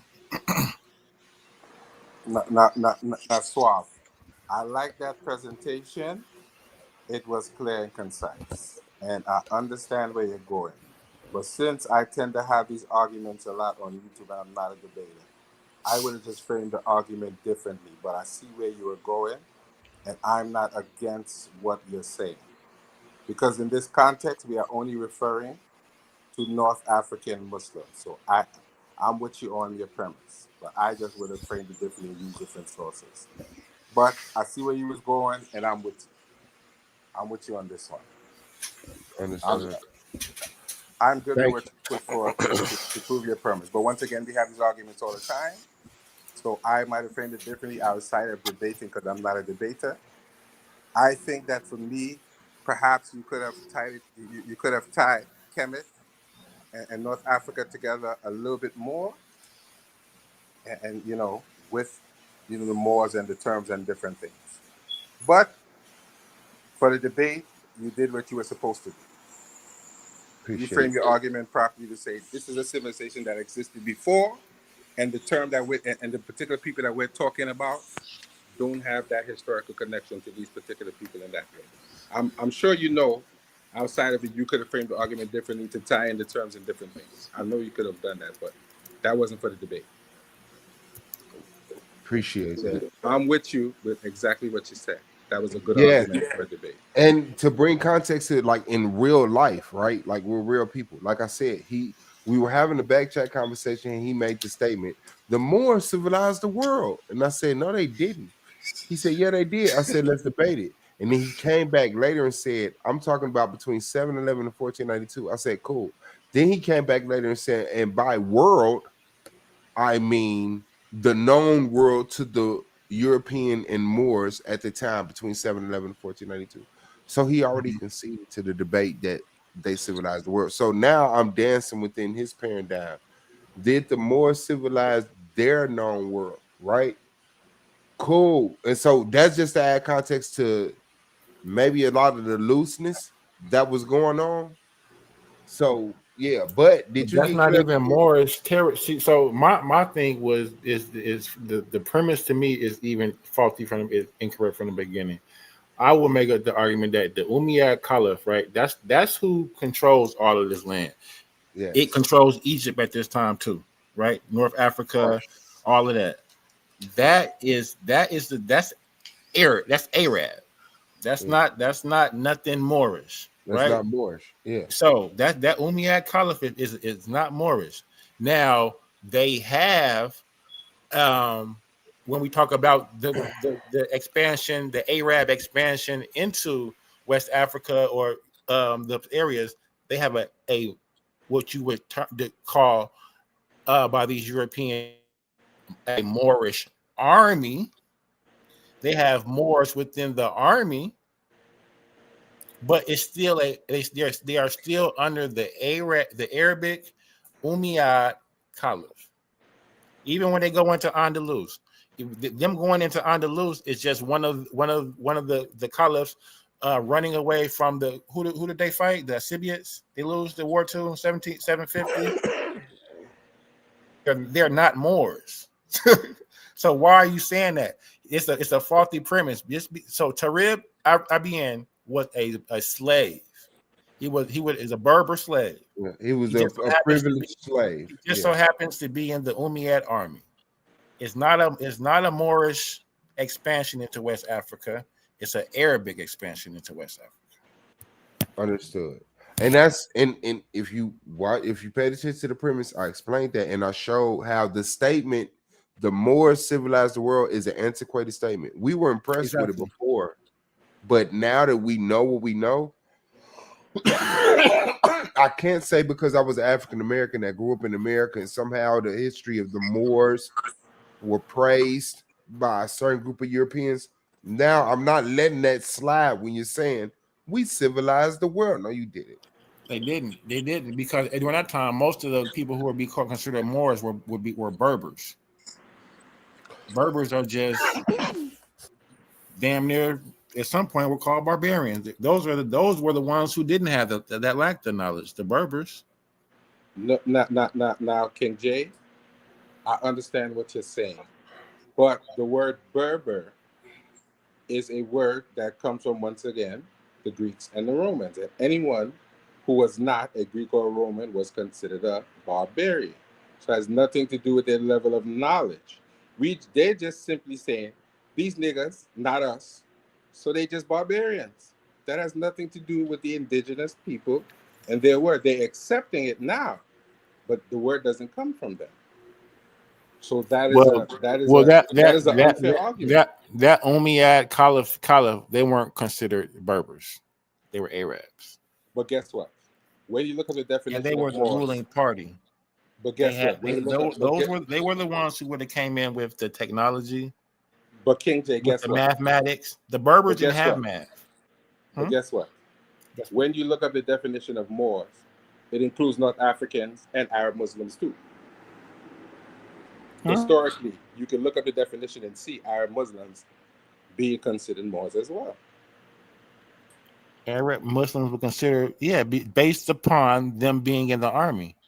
Nobody's arguing that point, but what I'm saying But is, that's the only point. it's a Because you're new not no. because if you don't make That that wasn't clarity, you're no King confusing. J. Or being King I J. think disingenuous another important point is because to make is that you're the suggesting term that the Moor Umayyad Caliph were Moors. And that's understood, the furthest thing from the but the They are. term They were considered Moor, Moors. No, they weren't. the term Moor predated Islam. Like outsiders But would call it. none of that is pertinent to the argument because then you would have to show these Then what Greeks the hell are you bringing calling it the up for? That has Umayyad nothing. Caliph. That's my point, King J. It had nothing to do with the debate, so he wouldn't have mentioned that. We're talking outside of the debate and bringing up something else. That wasn't part of the debate. Only because my opponent premised his argument to define Moors as North American Muslims. But I showed that. No. I'm not directing that towards you. I'm directing toward King J. Understood. You stuck with the argument. So there's no argument on that in the debate. We're bringing up other points that have nothing to do with the debate. Yeah, it has everything to do with the debate because I'm showing that the debate. I'm showing that the debate premise was faulty from the beginning because I established that Tariq Abiyan was not. King J, I don't think Suave would disagree with you. But what we're saying is, in the context of the debate, he was correct in what he was saying. If we do another show and have another discussion, Well, even then, I think he was. I would, if that's the case, I would have gave the argument to the other brother because when I look up the word civilized, right? So I'll go to hold on. Let me just look it up. King J, I'm not arguing anything you're saying. So when I look up, but hold on, I just want to give context. I just want to give context, right?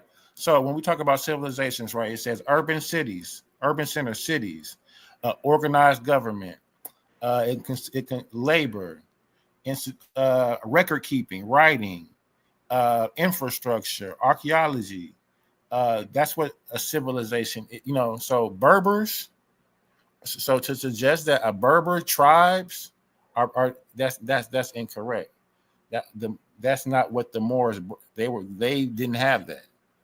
The Arabs brought that in. Once again, King J, you're bringing up good points, but that was not what the debate was about. The debate was not about that because we understand that according to the term, we can argue Berbers did this and Berbers did that, but that wasn't the debate. Suave stuck to the debate topic. Berbers didn't do anything. Did these North Africans civilize the world? And the answer is no. No. Because there was civilization predating those particular group of people that we're talking about. So he proved his premise. Yes, they could have done things differently, but he did what he had to do. It's not about us talking about after the debate and trying to bring another debate that has nothing to do with what they were talking about. Exactly. That's another show we could do another time. I'm sure everyone would love to do that show. But that's not what we're talking about now. We're talking about did that group of people civilize the world, and the answer is no. Yes, there were other people who called Moors, and the whole term Moorish is definitely nuance and Berber's nuance, but that's not what we're talking about now. We want to keep it on this topic. So what we can do next time is come back and do another show on that and give Brother A1 some good content. So there's nothing wrong with what you're saying, but that's not the topic now. Let's save that for another show so we can give the brother some content. You can come back and discuss that. I'm sure he would invite you on the show. That's hard. You understand? So let's stick to what we're talking about now. Now, just to get a little fun, because the fun of the debate is the rapid fire or the question round, the back and forth. They're shorter rounds, and not as long as the ones that you just watched. But I would like to see y'all get your perspective on the interaction from that. Do y'all mind? Yeah, go ahead. Yeah. Okay, let's go into the back and forth question rounds, A1. The brother and screen share. Huh? Hold on 1 second. Okay. Question and answer. Went first, yeah. Anu Kakarot questioned me first, and then I questioned him. Was y'all calling for me a second ago? No, that was the first time. Oh, so I heard you right on time, huh? Okay. I had stepped away for a second. I had y'all on the speakers, but I didn't hear my name though. And I do appreciate, man, like this hard. Like this is what I like saying, man. Like real talk. Win or lose. Trust me. Where the screen go? Where the screen go?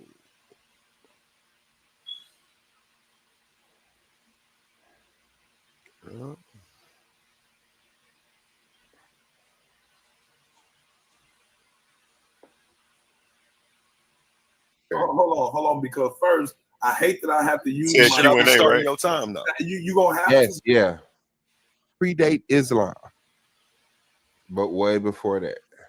About 10 minutes before that. No, that's non sequitur. No, did the Moors civilize Ghana? That's non sequitur. No. Did the Moors civilize Egypt? No, that's not secular. Did the Moors know about? Here to what? I need to hear I see it. Chronologically. Possibly. Okay, bet. Did the Moors know about Egypt? Spanish. Minuscule it to a certain amount of time and minimize it to a certain region. And you can't show me a region where the Moors civilized the world. Did y'all want to hit a rebuttal round? This is boy Swab Boss to the argument need black power. Yeah, that was it. Yeah. Did y'all want to hit a rebuttal round? Oh yeah. I was on mute. You couldn't even hear me. My bad about. To the brothers, did y'all want to hit a rebuttal round? Y'all want to go straight to the back and forth? The rebuttal round. I want to hear y'all go back and forth. Okay. Let's go straight into the question and answer there. About that. Are you going to share slides? I'm tripping. This question and answer. I'm tripping. You got to share the visuals again, A1. Oh, my bad. My bad. All right. So again, okay. So here's the thing.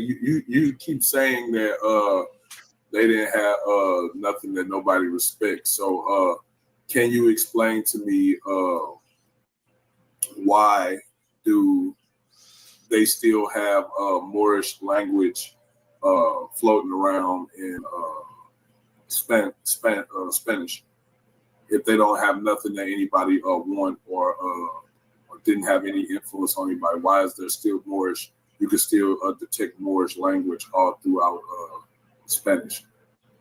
Well, first of all, it didn't say nothing that nobody respected. The Moorish civilization is respected. I said that impressed people. So yeah, they actually did exist. Now I'm gonna go on to the next question. So I like what you just said. You said Moorish civilization. Can you repeat that again for us? The Moorish civilization. What's the Moorish civilization? It's a very treacherous and traitorous civilization that was built off the backs of African civilization. Where is the Moorish civilization? Oh wait, can I answer? Well, I like your answer, so I'm going on to the next question. What was my answer? Can you repeat it to me? Because I don't think you got it. I don't answer questions during my round. So can I clarify my answer though one time? No, that was good enough. So can you explain to us if Moors didn't have any influence or didn't bring civilization to Europe, then why is there classical music in the Renaissance If that's the case, explain to us why do we have classical music if Moors didn't civilize the Europeans? Well, they didn't civilize the European in the fashion that you explained it to say that they civilized the world, but what they did do was introduce European to African technology as the Right. Okay. Thanks. So when you civilizing somebody, right. Okay. When you civilize it, so it's a exchange of cultural ideas, is what you're saying. Yes or no? No, I didn't show you. I didn't see you show that definition. When you're civilizing someone, you're not having a cultural exchange. That's what you're saying. You didn't show me that in your prayer. I didn't ask you what I showed you. I asked you when you're civilizing someone or You're the affirmative. I think you need to be showing that. All you gotta do is calm down and answer the questions. Okay. Well, if you want me, my answer is do that. All you gotta do is be quiet and listen, so I can give you the questions. Okay. And that's hard too, everyone. Yeah.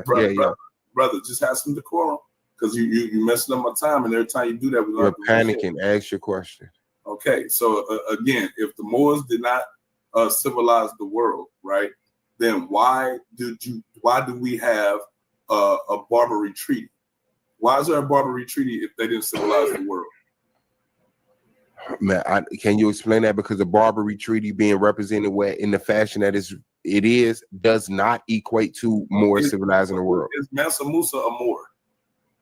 No, he's dead. Mansa Musa most definitely was a Moor. He's dead. He was a Moor. Brother, thank you. You said he's dead. That's your answer. Yeah. Okay, so again, if the Moors, if you don't call that civilized, would you say that creating a treaty so people could stop robbing and looting other people's property, would you say that that's a civilized act? No, not when you're just doing it just so you're saying that making a treaty to stop people from robbing innocent merchant ships, that's not a civilized act. That's what you're saying. No, not when you're trying to corner the market. Hold on, can I explain my answer? Okay. That's not gonna win in the real debate. You're gonna die. Let's go. Question. It was a close. No, that was not a yes or no question. I asked you. Yes, it was a yes or no question. But you're still supposed to give me time to explain my yes or no. Well, it's a yes or no question. You could either yes or no. Hey, if you got to do that to win, you're dead, bro. You're infringing on my time, bro. I'm here, my so again, when it comes to bringing civilization, can you explain to us how did the Europeans civilize the Americas? Explain to us that process. The Europeans never civilized Americans. Okay, but before the Europeans got here, was there already electricity and running water, guns, and industries already here, mass producing products? You're saying that already existed here? I'm saying no, because civilized people do not burn resources like that. If you're saying that those things were not here, and another group of people, you're gonna die in a real debate cutting people off like that. People came and bought those things here. You're saying that's not a form of civilizing? No. So can you give us a definition of, or give us an idea of what civilizing someone or something would look like? Ruling for dynasties, thousands of years without debt or jail or rape or murder or a crime, which the Egyptian dynasties did. Okay, so let me ask you the question again. I need you to give me an example. I need an example of what civilizing would actually look like. Just saying having dynasties. Bringing people together under a large group, which Ethiopia, which Ghana, which Egyptian did, without having a high crime rate, jail, and murder, and taxes, and all of the stuff that you have in Greek, Roman, American. Are you saying in civilized societies they're not taxed? No, civilized societies do not tax each other. No. Okay, so you're saying in civilized societies they don't tax. There's no taxes. No, other people tax them because they're not violent enough to fight them from the taxes. So in a civilization, you're saying it is uncivilized to tax each other. Yes, it is. Okay, so in a civilized setting, right? How do you expect a centralized government to have an administration if there's no taxation? Because resources come from the ground for free. How do you acquisition resources if you can't tax? You pull food from trees. You get water from rivers. How do you acquisition? I'm asking specific questions. How do you acquisition? You pull food from trees, you drink water from rivers, you get herbs from ground, you get ore from mountains, and it's all free. Okay, all of those things have to go through acquisition.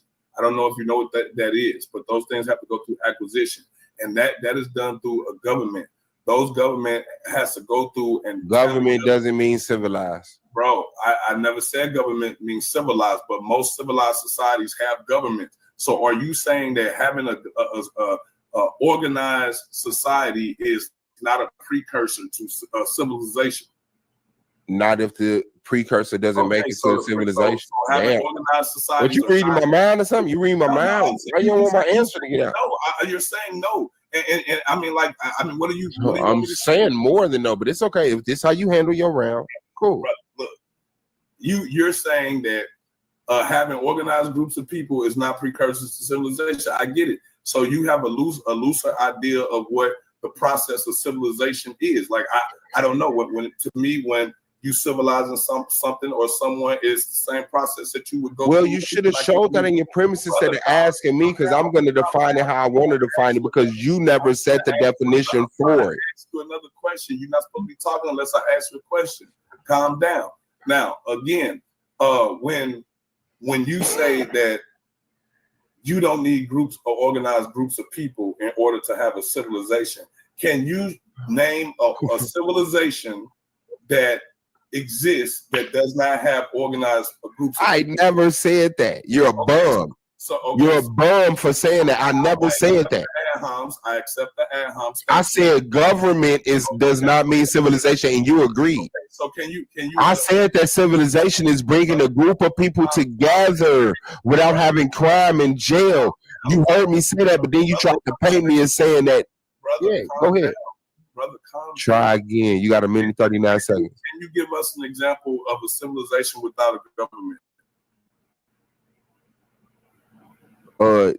Yes, but you already agreed that government doesn't necessarily. I asked you for an example. Can you provide? No, you asked me, could I give you an example? I said yes. If there was an example for a civilization without a government, what exactly would that civilization be? A utopia. Where can you give us an example? Where is that utopia at? It's on the Sentinelese Island. On it. So you've been to the Sentinelese Island? No, that's why I say utopia, because corrupt people like me. Utopia on the Sentinelese Island if you ain't never been there? Because they will kill to protect it. So if they kill to protect it, how do you know? Because they killed to protect it. So you're still alive, which means you ain't never been there, and which means you're. Have you been there? I didn't bring it up. You did. Show me somebody who been there and lived. I didn't bring it up. Sounds like a utopia to me. You show me somebody. So you're making a subjective ideology, your subjective ideology of what this utopia. That's a nice group of words, but that's not applicable to what I just said. Utopia. Have you talked to those people? No, but they've made a testimony through dead bodies. They've sent back those dead bodies saying this is a utopia. Leave us alone. Ask you questions and you keep talking while I'm talking. You're not answering. Okay, you made a statement, brother. I got a question and statement, and you. Man, 4, 3, 2, 1. Quiet. My turn. You're interrupting my time. You've been interrupting my time the whole time while I've been asking questions. Is that time, bro? Yeah, I'm not a liar. That's time. It was on the screen down there in the car. Okay, no. Can we start He right not now? on the screen, so we can't hear him talking. Although Yeah, I'm we sure can he start. is, but he has to bring himself back up on the screen to talk, and let him reset the clock to 12 minutes so that Suave can finish Larrell Burns' old GTA extra character looking at. Let's get this, friend. I ain't hear you say that the first time. Hey, I promise I'm here, man. I ain't hear you call him that the first time. Yeah, I man. missed that. That's crazy. All right, let me play this, man. Black Power. Shout out to the gentleman on the panel. What I'm y'all tripping. think? Y'all can't Somebody- even hear me because I'm not up here. Can you hear me now? I wanted to Yes, stop it sir. right Hold on, there. pause it right quick. Yeah, go ahead, God. So what? So you said that taxation is from non-government. What did you say? You said government doesn't have. What did you say? No, I said government doesn't mean civilization. Doesn't mean civilized. So, but government is part of the prerequisite of civilization, correct? Government is an Large extension of population. government is an extension of civilization, yes. But Okay. government, the way that it's defined, plenty of civilizations existed without that.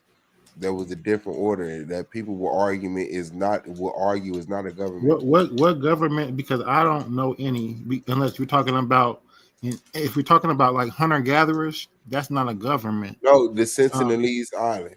Like they exist, they're civilization, they're civilized, and they have no government. I don't think that really would qualify. I mean, that may be a far fetch. I mean, honestly, but because you brought up a point about taxation. What was the point of taxing that you were talking about? You said that without taxing, what? Yeah, that being civilized doesn't mean you have taxes.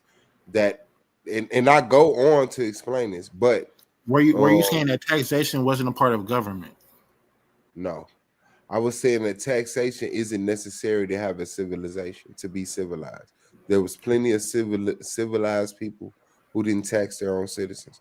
There was plenty of civilizations. Besides who that weren't- one example that you gave, could you give me another one? Yes, Egypt at certain times. Egypt at certain times had no taxes on its own citizens, and they were not. What time would that be? Because you on the panel with a couple people who that's our lane. So what? The Because 12, the first, 12 it's a monarchy, right? And then if we even go all the way, huh? No, I just coughed, bro. And if you go back to even the Narmer palette, we could start there about taxation. Understood. And how they had irrigation systems set up through all of the different spots. Yes, understood. Doesn't conflict with what I'm saying. What I'm saying is that And, during and period even then, it was a monarchy. And then, if you want to talk about being an empire, then that's definitely taxation. So I don't recall a period, except for maybe an intermediate period, where there wouldn't be any type of taxation. Yeah, well, that's what I'm talking about. And there's plenty of civilizations who do not tax in the way Well, that then that's not a civilization. Then at that point, when it's an intermediate period, then that's not. Yeah, the intermediate period of Egypt, I could bring up arguments that there was no taxation and they were still a civilized civilization. But And outside they're of not a homogenous civilization. They're autonomous city states. whether they're homogenized, It matters. anonymized, or whatever. What I'm saying is Because civilization is homogeny. yes, understood. Okay, fine. I guess we could make a title out of that. What I'm saying is that Egypt wouldn't be a good example. not a good example, but an example. And so it's on the not fly, one that right? you would use to win an argument with. Not if it was like predetermined, but that was like a freestyle question that got asked to me, and so I ran. It's not to AI, but my internal retention of information. Yeah, But I'm not using AI either, and I'm off the top of my head. You would probably lose this argument. So could you give me a civilization that existed that did not tax their people? I can't name any. None. But you know they exist, right? No, but not besides the So one. you think Example that you gave. you think every civilization? You there think has every some sort of okay? So taxation. what you understood, brother? So you think every civilization tax their own citizens? Yes. That's not true. That's how things get done. That's like the infrastructure. How do you think the infrastructure of things through taxes? Understood. I don't know it. I mean, we could look it up, and I would just assume that. Let me jump in here. Let me jump in here for a second. I could see King J's point, and I could see your point too. But I understand that what you said was, since he did not give a definition that was satisfactory enough for you, you just started freestyling based on your lack of respect for his definition. Fam, that was. And I'm cool with that. I'm cool with that. Thank you. I'm cool with that. So you win it. He's winning the debate for argument, but yeah, I'm sure you would tighten me up in the general conversation, but in that debate, his premise going against my defense, and then my counter premise, and him attacking that. Yeah, no, I get it. I You're winning really the do. argument for sure. Yeah. No, I feel you because you said in your mind he didn't define civilization, and according to academia, it's already hard enough to define what a civilization is. So there's an argument over what a civilization is already. They just came to a consensus, and you don't think he was concise enough for you to stick to that particular premise, and I'm cool with that. Well, and Joey Of also course, mentioned mentioned not civilization, civilized. It's yes. did the more civilized, right? So we're talking about like when they bring in the Dark Ages into play, question, right? Where they bring in certain aspects to civilize these people. Is that the overall like? Is that the premise? Yes, and does that define the world that the Moors knew? Did the Moors civilize the world? So No, the Moors were civilized by the Umayyad. That's not true either. Well, we could debate that, Joey, because once No, there again, is no debate. There is no debate. The Moors were converted by the Muslims. They were not civilized by the Muslims. There's a big nuance difference between the two. They were what we call in modern times Arabized Africans. They were Islamized. Yes. Those people only brought Islam. They didn't bring any other high culture to none of those people. They just came and they had a fight, beat them up, and said, "You niggas is Muslim." They now. needed to Whatever be you was civilized. before, whatever you was before, you ain't that no more. And when well, we could use when common Tariq sense and them got the and figure this out. opportunity, and when Tariq Because and them the got opportunity, Berbers, they got go to ahead. get back.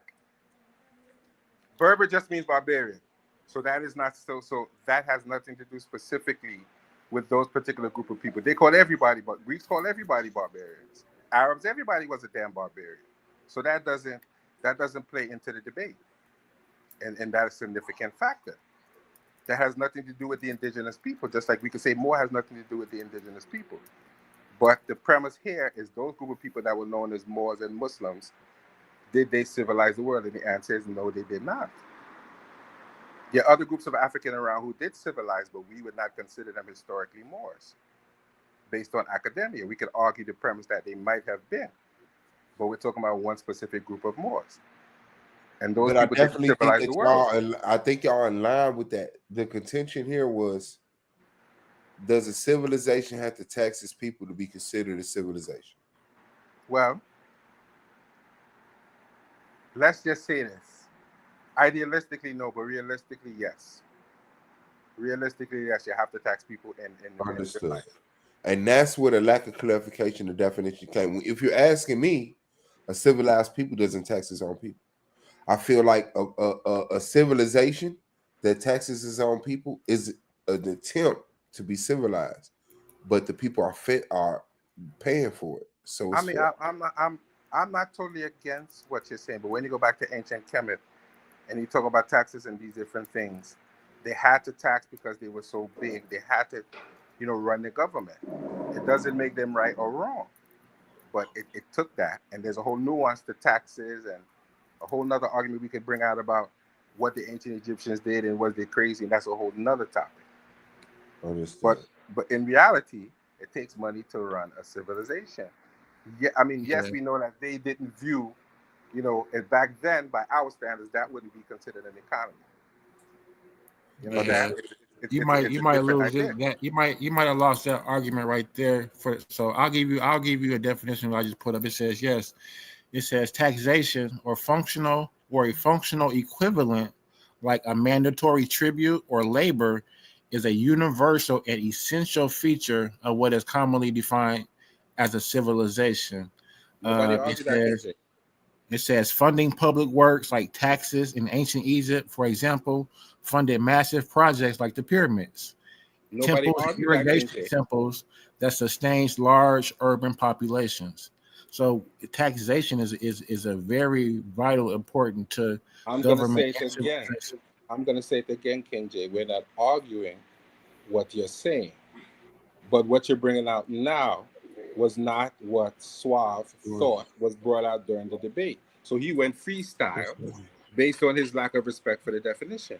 Nobody's arguing what you're saying, but that doesn't Yeah, pertain to but the debate we're talking about. critiquing this information right now. So based upon what I'm seeing, I have no whatever he problem was with you. I have no freestyling, whatever, problem. he freestyled, but he King was J, wrong. I have There again, was ways that he could King have J, I have put no holes problem in my with you. argument. I have no problem with you critiquing his information, but guess what we could do? We could save that. You're beating him up right now, Suave, because you know a little bit more than him right now. That's really The he don't issue really is know. no. The issue is not. The issue is not whether he knows more than me or not. He may know more than me, but I'm saying we can save that for more content for the brothers' platform. We don't have to discuss that now. That can be we do because another. we're critiquing it. We're right now we're critiquing Right. the debate. So, but your critique of the debate is going off the topic of what the debate was. He explained already why he said that. So we got to roll with what he said in the debate. He said I didn't respect his definition, so I freestyle. So in the No debate, argument in the debate, he spoke about taxes and government not being an essential part of civilization. I disagree. So government and taxes. So this is why I'm critiquing what he said. But he clarified his statement by saying he didn't clarify it. He did. this exactly the part right here said. where we're talking about his the taxes and government. Exactly what he said. Joey, technically, this is the back and forth they're having right now. No, but what I'm saying, what I'm critiquing is his rounds.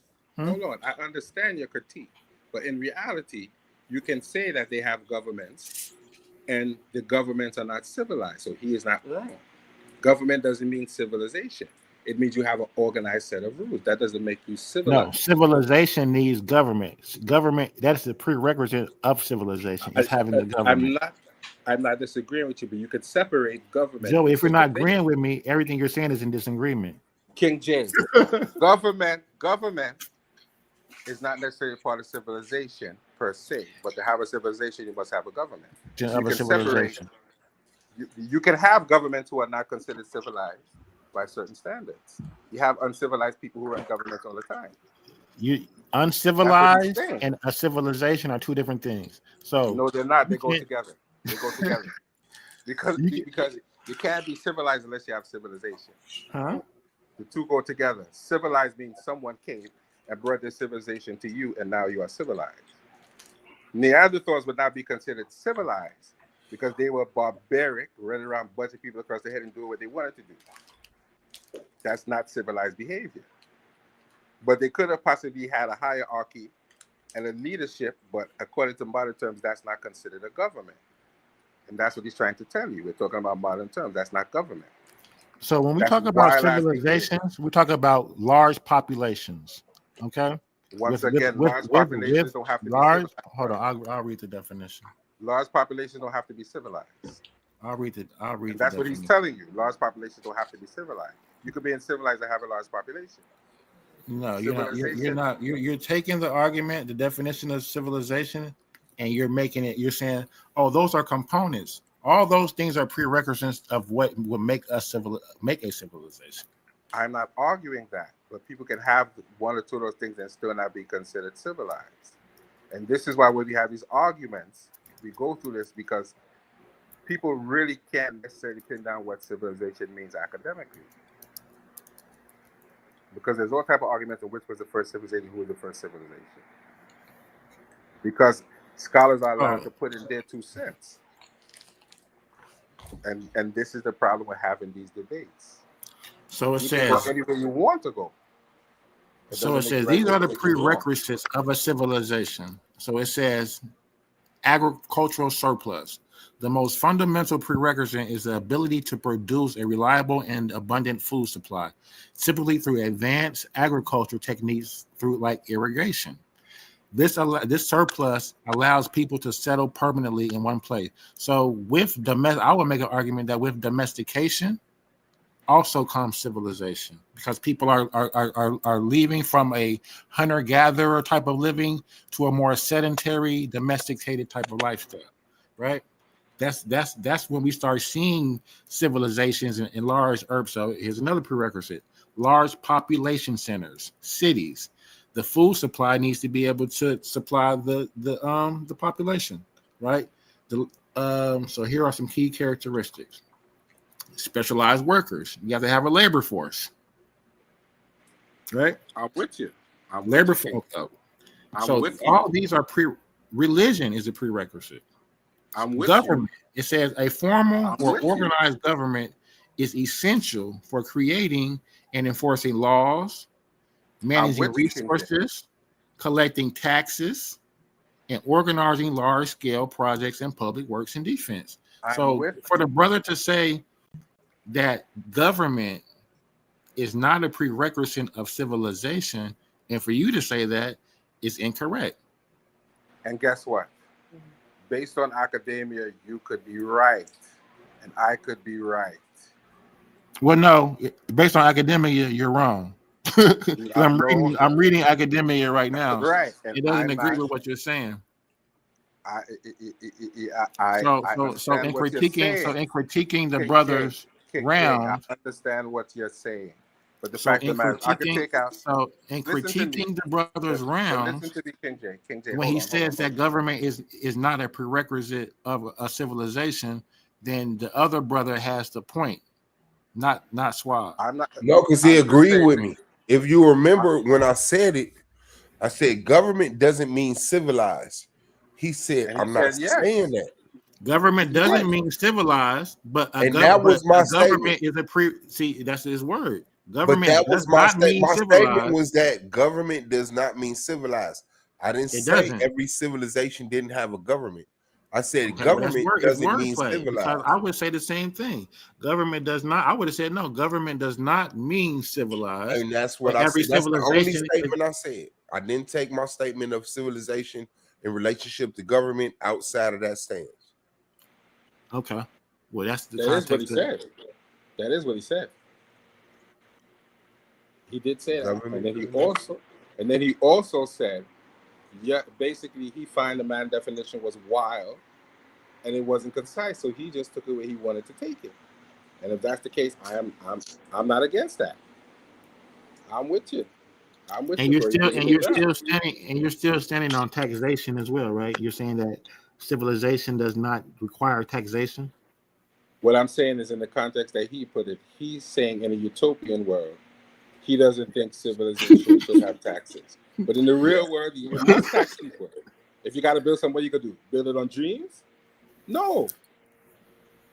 Yeah, because we're You not in the understand utopia what he's right now. saying. You're in a real reality. But once again, he could take that way he wants to, whether he's right or wrong. That's what debates are about. You give your personal view, and it doesn't make you right or wrong. All right, now let me get this last part is my questioning round to him, and then I'm gonna get up out of here. But let's play that, and let me get y'all insight on that, please. Shout out to A1, man. Shout out to everybody in tennis. Okay, Like button. this is actually nice. So I'm actually up on the stage, but you can't see me.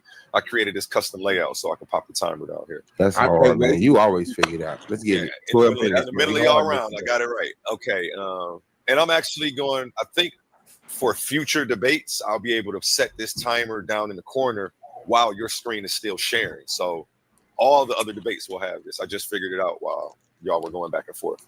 Okay, time starts when you start, Swab. Yes. Thank you, brother. Brother Laurel, can you name me a civilization that the Moors created?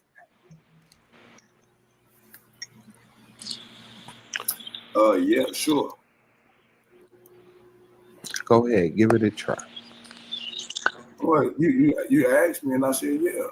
And I'm asking you to give it a try. Name a civilization that the Moors created. Please don't down the first question. Mauritania. Wait, what? Mauritania, the land that they live on. Okay. Wait, when was Mauritania established? I have no idea. None, right? Nope. Okay. You ever heard of the Damat Kingdom? Nope. Okay. Yeah, those was the people in my premise that I showed that occupied the land that you know now.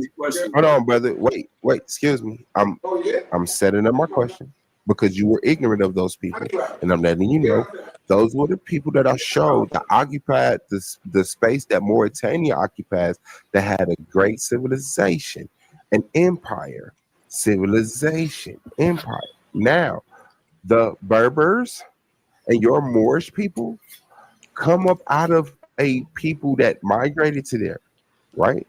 So show me a civilization that the Moors created. I already answered that one. Mauritania. That's the same So question. you think the Moors established Mauritania? How do you define Moor? The Muslim inhabitants of North Africa, Iberian Peninsula. Was Mauritania originally Islam?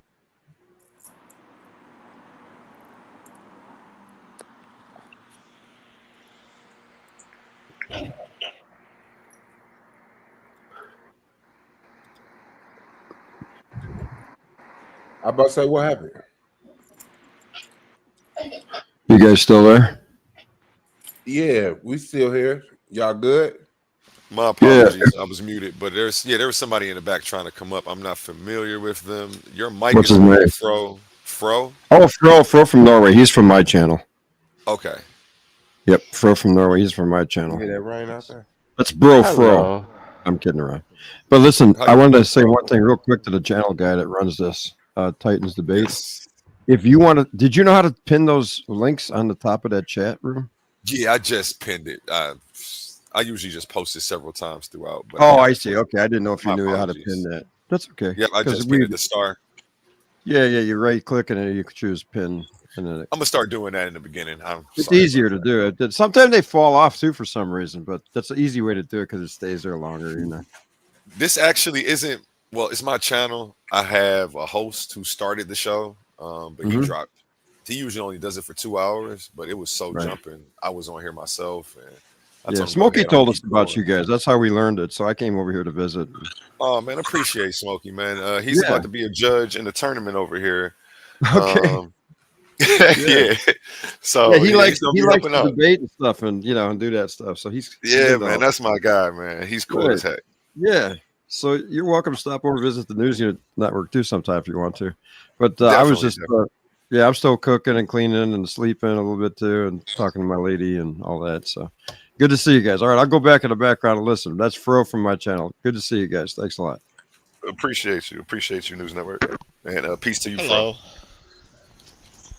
Nice to meet you all. I'm the music minister from Dave's channel. Oh, you do the music back there? Yeah. Okay. Music Peace. minister. Yes. You play any instruments? No. Okay. Let's get back to this. No.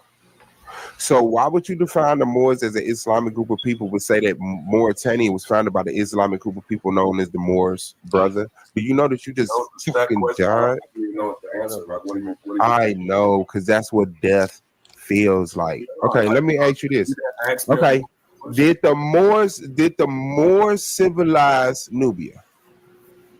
No, that's non secular. No, Did the Moors civilize Ghana? That's non secular. No. Did the Moors civilize Egypt? No, that's non secular. You already asked me. Did the Moors know about Ghana? Possibly. Did the Moors know about Egypt? Yeah. Did the Moors know about Nigeria? Possibly. And did they civilize those three places? No. No. You just said it. You just said it before I asked you. Yeah. Wow, you're the boss. You're the head. Okay. All right. Well, let's see if two more pop up. Okay. So I'm gonna ask you this: what today do you utilize from the Moorish culture? Toothpaste. Toothpaste. Could you point me to a Moorish toothpaste today? Oh man, I don't live in Morocco. Oh, so Moorish toothpaste only civilized Morocco, not the world? So you're asking me if Moorish toothpaste civilized somebody? That's crazy. No, Moorish toothpaste. Why isn't there any Moorish toothpaste in America if they civilized the world? Because world doesn't have one definition, brother. And I showed you that. That's funny because I didn't hear that the first time either. I be doing so much in the background that I be missing half the debate. I can never judge these. Like I'm always sharing the link somewhere or typing "Peace Titan Family" to the people in the chat. I've been slacking today, but That was funny. Hey, you are a hilarious dude. Man, he the one said he said toothpaste. That's funny. Moors predate Islam. Moors predate Islam. No, Moors is an exonym. I showed you that. Also showed you that in my presentation. That's a European word. It's an exonym. And guess what I showed you in my presentation? That Procopius, hold on, brother. This is my question. This is my question. This is my question. If Procopius, this is my question, and you cut my question off. If Procopius of Caesarea, I don't know who that is. Understood. You don't know a lot of stuff, but the fact is, I showed it in my premise. Yeah, so if hold on, brother, I'm asking my question, and you cut me off. If Procopius of Caesarea stated in his book, History of Wars, Volume 4, Chapter 8, Chapter 13. But desert land extended to a great distance, and that beyond there were men, not black skin like the Moors. This, sir, predates Islam, and it predates Islam. Now, if we have a reference to a great historian in the 7th century BCE saying that some people were Moors and Islam isn't around, will you then change your stance that Moors predate Islam? My stance nor my premise was ever Moors predate Islam. That's your own concoction. Next question. No, you're saying that Moors don't predate Islam. I'm asking you. I've never made the. Okay, so let me ask you the same question I just asked you 40 seconds ago. Answering your question, can you please allow me? No. I never made. Do the Moors predate Islam, sir? I never made the statement. Do Moors predate Islam, sir? No. No. Okay. Well, I'm glad I was able to teach you something. Okay, so were there civilizations before Moors? Yeah. What did Moors bring to the table uniquely that wasn't introduced by an already existing civilization? Go. Science. So no algebra. So hold on. Oh wait. So no civilization before Islam. So no civilization before Islam, before 7-Eleven, has science. Not gonna let me answer the question, brother. Was science already introduced to the world through other civilizations before 7-Eleven? You gonna let me answer this one? Yes. Here's the question. Here's the question. Was science introduced to the world before 7-Eleven? Again, Sir. so in my presentation, again, Sir, I don't want to know. Was science introduced to the world before 7-Eleven, sir? Okay, yeah. So again, I know what death looked like, brother. From my presentation, if y'all remember, I didn't ask you about your presentation. Yes or no question, like you did me. Yeah. Was science introduced to the world before 7-Eleven? Which world? The known world. The known world. Known world. Okay, so in my presentation, I showed you. You're dead, brother. Shout out to you. That Europe was. Hey, shout out to Team Naga, man. It's time to get a new leader, bro. Your boy is dead. The head is gone. I expect for 2 of y'all to pop up. You're not answering my question. My question is, was science introduced to the world before Islam? Which world are you talking about? Before 7-Eleven. The world that Islam. Which world? The land that you know is Mauritania. Before Islam, was science in Mauritania? That was Islam. Hold on, let me get a correct understanding. So you saying before Islam? When exactly? 7-Eleven. Was science in Mauritania before 7-Eleven? Islam came before 7-Eleven. Was science in Mauritania before 7-Eleven? Yes or no? What exactly do you mean? Was science in Mauritania before 7-Eleven? Yes or no? Science in Mauritania. Since the Moors introduced science uniquely. Okay, let me ask you a question. Hold on. Stop. Because you died. You died. So let me give you another chance. No, I'm reestablishing the question. Let's go. Because I got 2 minutes left. I got 2 minutes left to make you look inferior, and I'm going to enjoy it. Name one thing that the Moors brought uniquely that came from the Moors that impressed the world that didn't pre-exist Moors. You say, so you want me to name something? One thing that predates what? One thing that the Moors brought uniquely to the world that predates 7-Eleven. Yeah.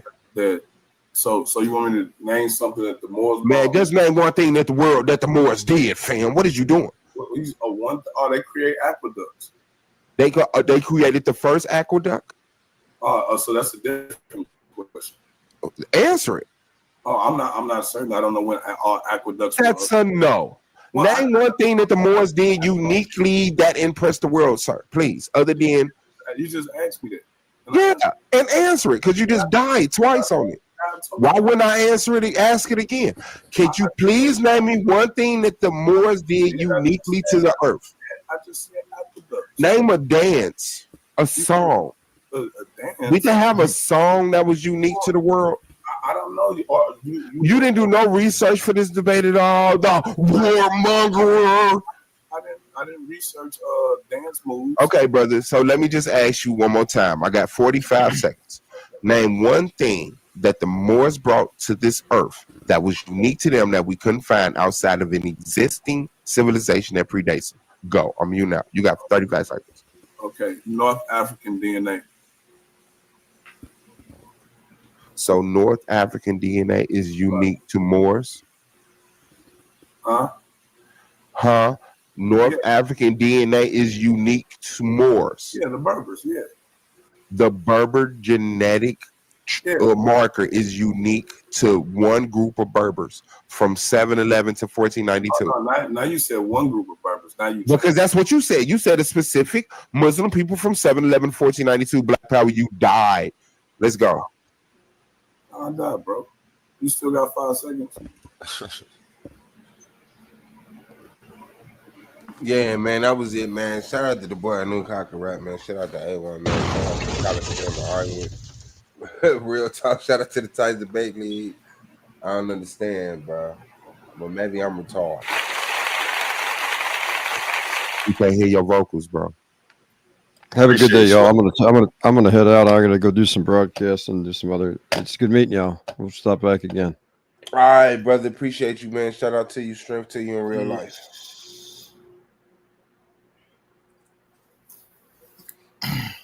You see a long hair swab? Okay, I see. Yeah, man. So, okay. So you asked the brother a question, right? You asked him, was there science in Mauritania before the Islamic expansion, correct? Yes. So I would say no. They had science. So there's a difference when we say science. So there's going to be a difference in Paleolithic, Neolithic type of a science, Berber, opposed to the high science that the Umayyad Caliph brought in, right? So I'm steady distinguishing between Islam and Moor at this point because they were the Umayyad is Arab, right? So when they came into encounter these Berber tribes, right, they weren't practicing high science, right? So when I say that these Arabs brought math, they brought the Arabic number system that wasn't there, right? They brought medicine that wasn't there, right? They brought irrigation that wasn't there. They brought paper. They didn't have paper. These Berbers, these Moors, right? Berber, Moors didn't have paper. They got that from the Arab. They didn't have they didn't have numbers. They got that from the Arabs. They didn't have nothing. Like for you to make you would have to make an argument that Berbers, right, had high science. They didn't. Okay.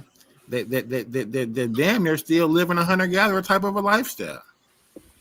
So the Berbers have irrigation systems and all of that? No. So when they came into West Africa, Islam, they didn't encounter this great high society of people. I can understand that. Now, let me jump in here again so I can get myself in more trouble. Yes. Based on outside of the debate, what he is saying is not true.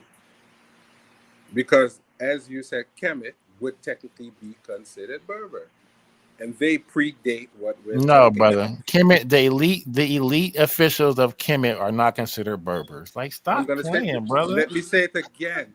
Now, I'm gonna now, reiterate. if you want to, Hold say on, some King of the J. Nahesi tribes could be considered King Berbers, J, King different J, King story. J, Different King J. story. Let me explain to you again. In the context of the debate, they would talk about one particular group of Berbers. But anyone who was not Greek or Roman was considered a Berber. So in the broader sense, the Kemetic people were Berber. Berber would hint to uncivilized. Guess what? And when they first came to Kemet, that's what they thought they were until they started to learn. Then they realized that they had something to offer them. Okay, but Joey, in the context of the argument, we're talking about the Umayyad Caliph, which is nothing It's to do still with not no true. Berbers. They're a government. It's still not true. They're coming. They're a dynasty coming from Mecca That's still not into true. West Africa, huh? That's still not true. Because Yeah, we can what's show not you true? buildings. We can show you buildings and science in West Africa before the Arabs came. So that's not true historically either. No, you can't, Joey. You Are you cannot show me crazy? Joey. You cannot show me high science in Mauritania or West Africa before the Umayyad Caliph comes in 711. You're talking about pale white Arabs, right? I'm talking about the Umayyad dynasty. And Familiarize what are the yourself with the Umayyad? argument before What you are the jump in, Umayyad? huh? What are the Umayyad? Are they pale white Arabs? Are they black people? What are They're, you referring to? they're coming from Mecca. That's not my question. What people are you referring to? I named them the Umayyad dynasty. The Caliphs. And They're coming from Mecca. were they indigenous people or were they pale Arabs? That's my question. Are they indigenous to what? To where? To West Africa, to the area that they came in. No, they're coming from Mecca. They're coming from Saudi Arabia. Then guess what? They are Arabs. Duh. They are invaders, and they did not The bring Arabs, nothing right? to The Africa Arabs, but Islam. All they brought to Africa was Islam. They didn't bring right? no building skills. Joey, that's They what we didn't bring said. paper either. They didn't bring paper either, King J. You do know that, right? And these Arabs, Joey, came into West Africa and they brought their high science with them. Are you crazy? A Are you science mad? that didn't exist in West Africa previously Are you until they crazy? came. Nah, that can't be right. It is right. They didn't And let me have tell you why. paper. They didn't have. Listen, Joey. They didn't have paper I'm until going they to say came. it again. In the broader Joey, sense, they didn't that's have not irrigation systems until they That's came. not true. Joey, That's they not didn't true. have math until That's they not came. true. Yes, Math didn't come what's from not true? Arabs. Math Huh? came from Africa. The Math? Arabs learned math from Joey, other people. the Arabic number system did not come from Africa. It came from the Arabs. Okay? And what's your point? You have to think about what you're saying before you speak. King J, they The didn't bring Arab math. number They system did didn't not bring come from math, brother. Africa, Joey. Huh? They didn't bring math. Yes, They they brought did. Arabic number system because Joey, math predates them. you're not gonna make a scholarly intellectual argument and tell anybody that the Berbers in West Africa were practicing math. That doesn't even sound right. Okay. Maybe you should read one, then you'll understand what I'm saying. Joey, Because they you didn't bring need to math to familiarize nobody. yourself with the definition of a West African Berber and what it is. There's no high So West science African Berbers associated couldn't with count? there. Are you crazy? There are no People in elite Kemet couldn't count? status or high science associated with Berber population. So people in Kemet couldn't count then? You keep talking about Kemet. We're not talking about Kemet. Yes, We're talking we about are. West African Berbers. Bro, you're not getting me. In the broader sense, you're wrong. Brother, In the context of in the broader right sense, sense, you're I'm right. wrong. We're not talking about Kemet You're and wrong. could Nahesi be You're deemed as historically wrong. Berbers? You're Okay, historically wrong. Let's What am set I- it what am I up. wrong? You're It wrong. sound like we got a debate. No, ain't no Historically, you're debate. wrong, He King just J. died right here. No, He just died. historically, you're wrong. He didn't even make it out of the discussion round. This Because is- he didn't even know. Historically, He didn't even know that the Umayyad King were J. like. Come on, now, brother. Hey, Like, if you want to sit here and have a debate, and if you want to King set J, this up here, historically, you're wrong. if you're gonna argue, look, let's set the title, the point of contention. You're telling No. me that the No. Umayyad, you're telling me that the Berbers in West Africa already had math, and I'm telling you they did. So we can. I'm telling That's a you. specific point. I'm telling you in a I'm broader telling you that the historical sense, Umayyad they were all brought Berbers. in the Arabic number system into West Africa. It comes So? from Arabic. It's an Arabic number system. So How could all it of a originate sudden, in Africa? so hold on. So you're telling me in ancient, Name me the math that the hold Berbers on, were doing in hold on, West King J. Africa, and I'll name you Hold the on, math King J. that they brought into West So Africa. King J. Arabs. So you're telling me ancient Kemet, they collected taxes, but they couldn't count? Brother, we're not talking about Kemet. And that's the We're not problem. talking about Kemet, brother. And that's Learn, the comprehend problem. the point being made. We're And talking. that's We're in the West Africa, problem. and we're talking about the Umayyad and the Berbers. You're That's bringing what up you're Kemet talking because about. that's the only thing you're familiar with. That's what you're talking about. I'm talking about a broad You're not historical familiar sense. with. You're not familiar with the Umayyad dynasty, and you're not I don't familiar have with to be, Berbers in brother. West Africa. I don't This need is to not be your because lane, I know Joey. what the term Berber means, King James. And the Okay. term Berber was But used for we don't. anyone But you don't use who the was not term Greek or Berber Roman. in Egypt. We don't.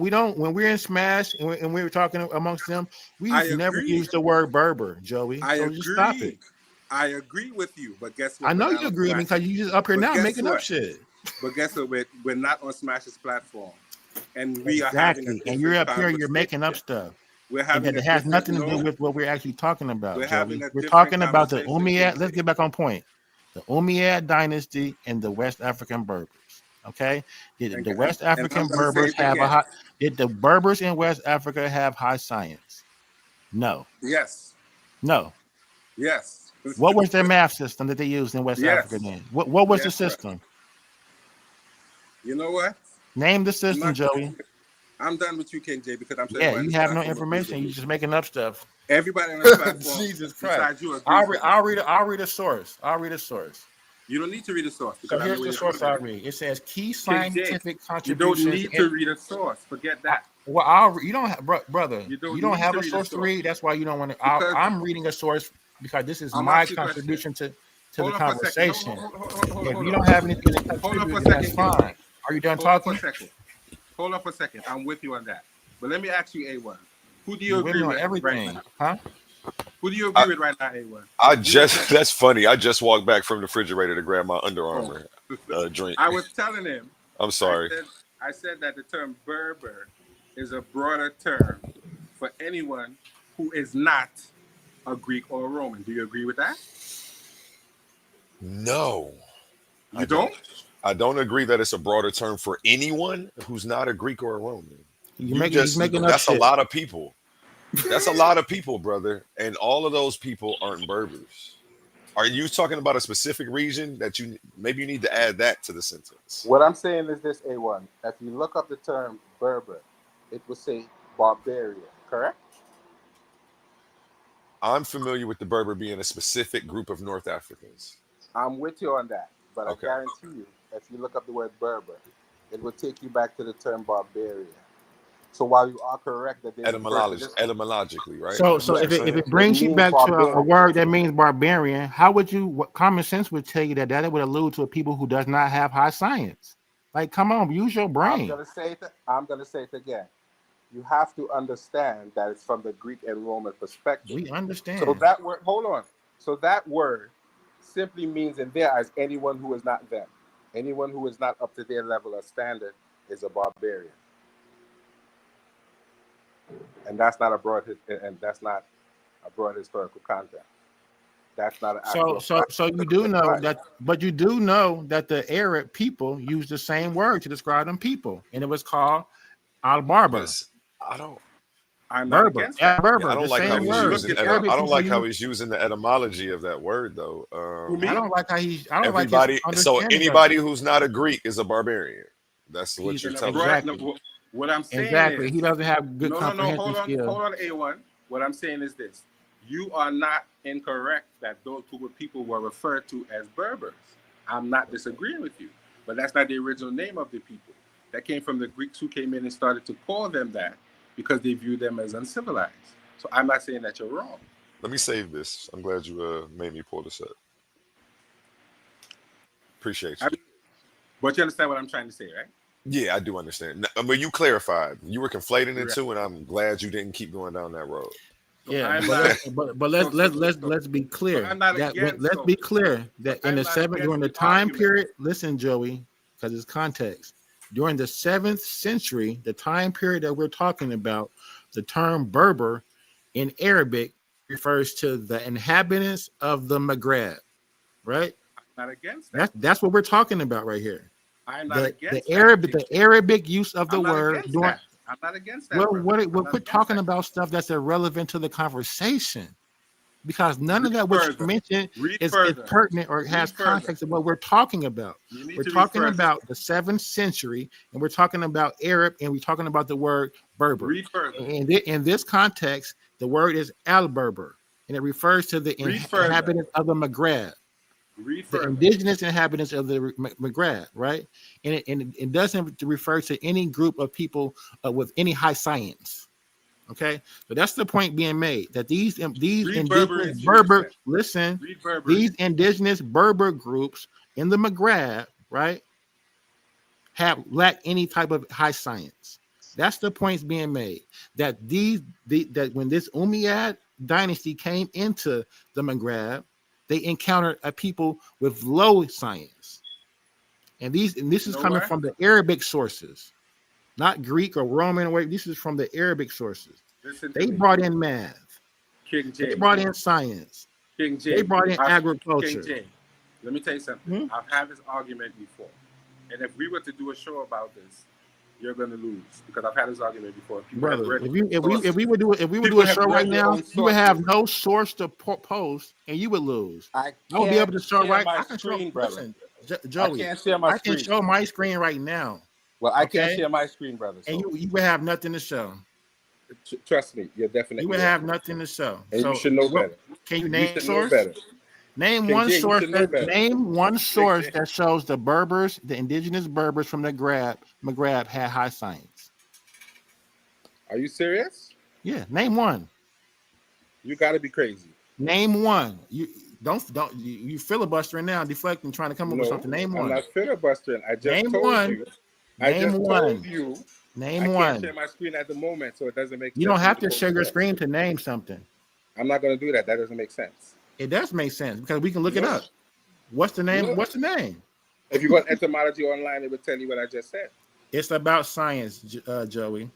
You claiming that? I'm telling you, if you go to etymology online and look it up. Hold on. This is what I'll do. It will eventually lead. No. Don't type in Umayyad. Go on etymology online and type in the word Berber. Science to see if it goes back to barbarian. Mauritania. You see? That's not what I told you to type. I'm typing what I want to type in, because I'm typing what I'm typing. So what the hell you don't want to type ask me the question for? You said you're going to So show here- the source, and then you went to show something. So here we What go. did you ask me for then? So here we go. So this is what we see as the Umayyad influence in Mauritania, right? So we see here expansion of trade routes. It says the Umayyad facilitated the development. Huh? Share your screen so we can see what you're talking about. Your screen is not sharing, brother. Yeah, but right now I'm reading. So if somebody else has to share that for me, so they can share whatever.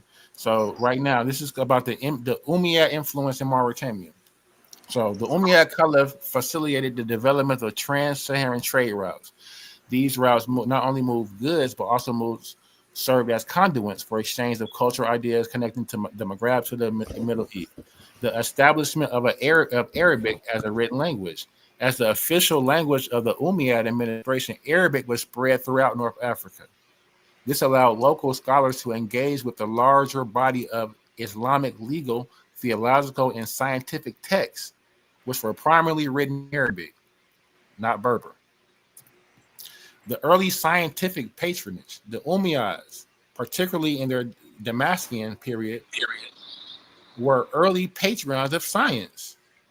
With an interest in Greek science and its translation, this established a foundation of science that would later be championed by the I can never say the word Abyssinians, and by extension, you sharing your screen? Reached the westernmost parts of the Islamic world.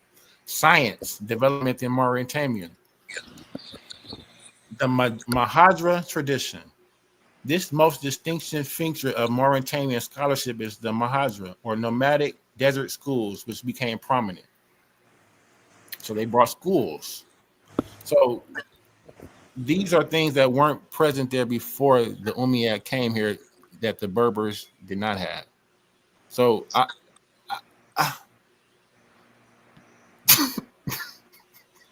Okay. science and Berbers, no. Okay. No. It doesn't. It doesn't exist. Okay. I hear what you're saying. You said they brought math. You had math, but you can't name the math. Bro, for all intents and purposes, what you're saying would be accepted historically, but I disagree with that. I think that's nonsense. I think it's garbage. But you don't have anything to disprove it. Because I'm not going to argue nonsense with you.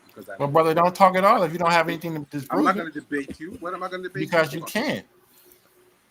I'm not going to debate you. If you have no sources, why are you talking? If the brother would like to invite me back to do a show and show what I'm talking about. So it says here, it says yes. The Umayyads were instrumental in bringing the foundation of Islamic mathematics to the Maghreb. Bro, I'm not arguing all that. I'm saying that has nothing to do with civilization in other parts of Africa. That has nothing to do with civilization where they came in either. They just took over and did what other people do and imposed their culture onto someone else. That doesn't mean that they started anything. Well, they imposed their culture on an indigenous Berber group of people who had been there that didn't have any high science. So what the hell does that have to do with what I'm talking about? We're two different discussions. I disagree with you. What you're saying has nothing to do.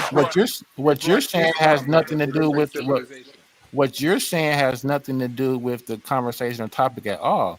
Keep in mind, I'm criticizing the brothers' rebuttal round, and here you come out of the blue. Well, in Kemet, we ain't talking about shit in Kemet or what Berbers meant in Kemet or none of that. That has nothing to do with what we were even talking about. Didn't you see the brother made a comment? The brother made a comment that did they have science and math in Mauritania? And no, they did not.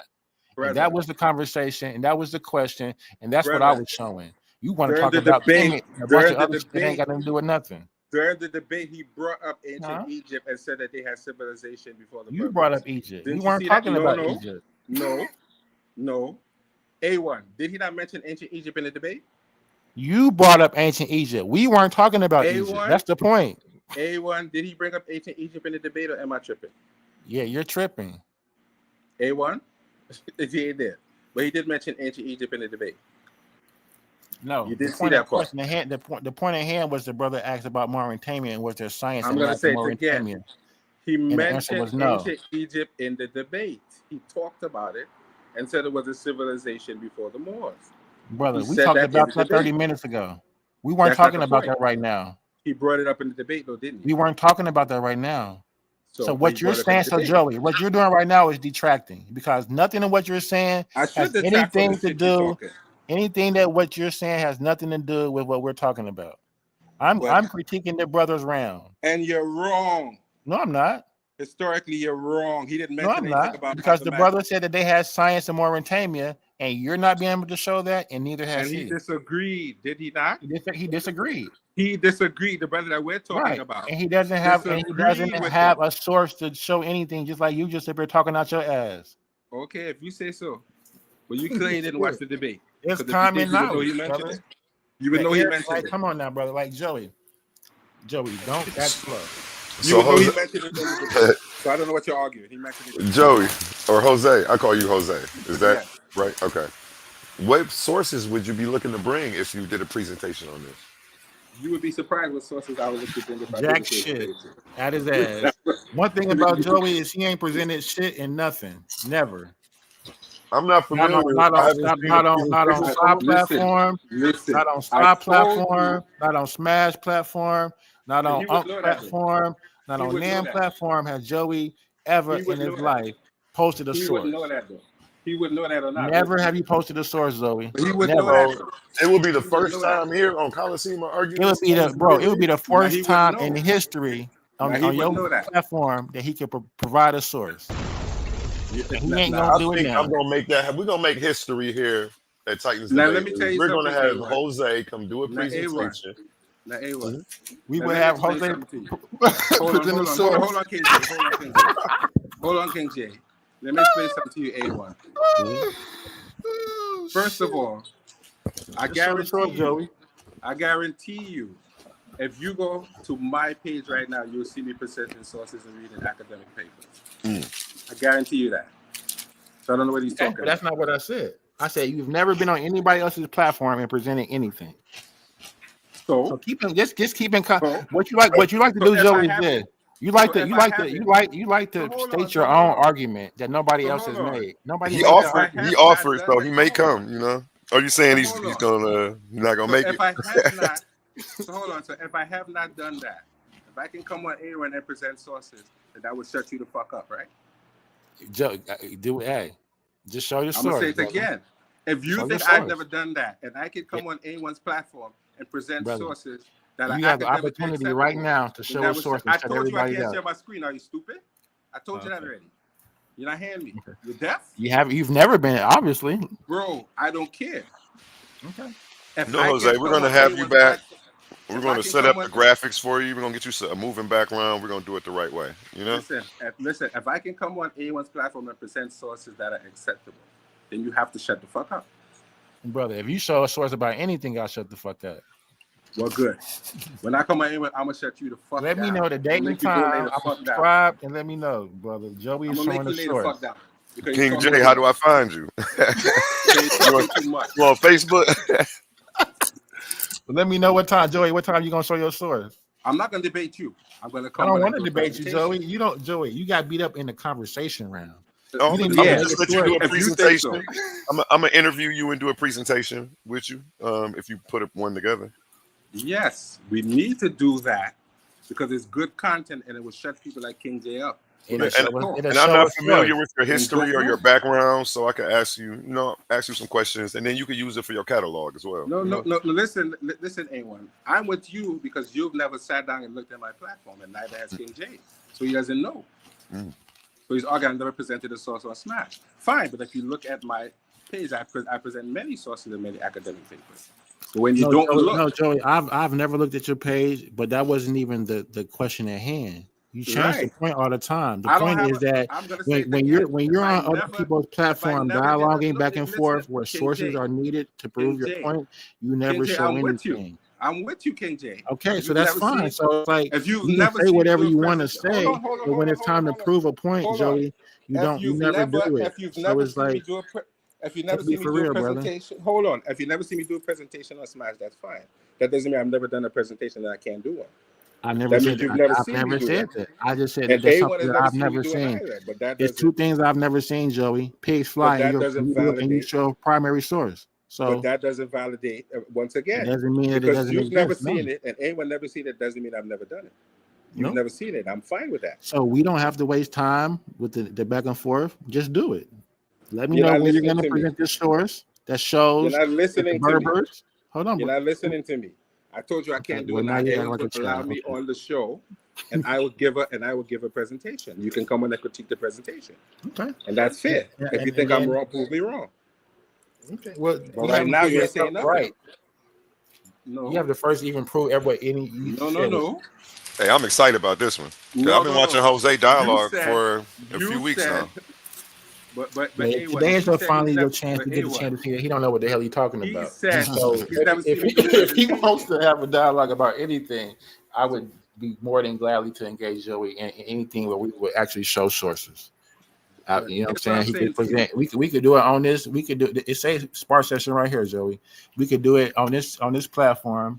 We could pick a topic. We have to show sources. You get your turn to talk. I won't be able to cut you off. I'll be able to talk. You won't be able to cut me off. Let's schedule a time right now. While we're here, what is it? What day and time is good for you, gentlemen, this week? I'm good this evening time before we get into the Thanksgiving type of holidays and shit. We could do today. That's Thursday. Okay. We have families and stuff coming in. I have a debate Wednesday, Tuesday. I believe that's tomorrow. Today, Tuesday. Oh well, yeah, today.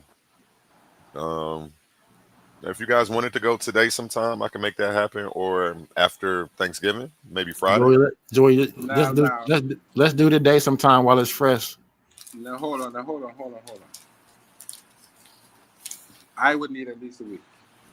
You say you need a week? A week, no problem Yes. for me. I'm sure he wants And his presentation to visually and get feeling too. There's more than one reason why I need to take a week, but I want to get into that here. Because I don't want to rush into something and then I give a shit presentation. That's so fine. there's more than one reason why I need. After Thanksgiving would be good for me. I don't have a problem with that. Because I That want would to be get fine, myself Joey. together. And once So I get if this myself, is, and so once I this get is the myself together, we're 24th. gonna speak. Okay. So if this is the 24th, we want to say like a Tuesday the 2nd or something, or like a I'm cool with the 2nd of November. I could deal with that. Tuesday. Yeah. What time? Anytime. Okay. I'm free. I too. just want to What's give the- what's the myself a good topic? amount of time to put together a good presentation. What's the topic? The topic is, can Joey understand academic sources and can he put together a presentation? Because that was No. the challenge. You didn't challenge my information, so I got you on that one. I mean, That's what you said. I'm pretty sure you can put together a presentation, Joey. I don't have any contention with that. Well, then guess what? Our first thing I prove is that I can put together a presentation. Let's Then you can challenge my information next time. Let's debate about the Berbers. I'm not debating you. Discussion, right? Anyway. A discussion? Okay, I understand. To be honest, everyone, I don't even want to have a discussion with the brother. I just want to do my presentation, show him I can put together a presentation. Okay, well, Joey, I only think it's fair that we do have a discussion because everything I said tonight, you had a contention with. I don't have to have a discussion with you if I don't want to. My discussion with you is done. But in situations like this, I usually suggest that people just do their presentations back and forth. Just do refutations. It keeps the contention low. So let's do presentations on the Berbers then, because I want to show a presentation that contends, that debunks his. But I think you should wait for his to drop and either maybe do a recap of his or put a presentation together that refutes the information that he has. Okay. So Joey, your presentation is going to be on Berbers and their science. No. You challenged me on one thing first, and what you challenged me on was that you've never seen a presentation. I can't put together one. So let me put together a presentation first, and then you could challenge my information. What is it going to be based on? Whatever I want it to be based on, because you just said put together a presentation. If you want to talk about Berbers, whatever, it doesn't matter.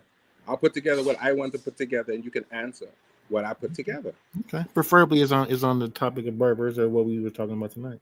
It doesn't have to be on Berbers. I really don't care. At this point, I really don't either, Joy. I just whatever you do come up with is going to be pretty much something I can probably just debunk anyway. So I would be more than happy to see anything that you put together. So We'll see that. Oh, we will see about that for sure. We'll see if it's AI generated. And we are locked in November 2nd. Second, yeah. Yep. But on some real shit, A1, I would like to probably maybe lock in with somebody with on some sort of a topic. How do I find you? Are you in the back chats? Let me see. I'll give you my. Let me see. I usually like Facebook call people. Where it says chat with everyone in the studio, is that?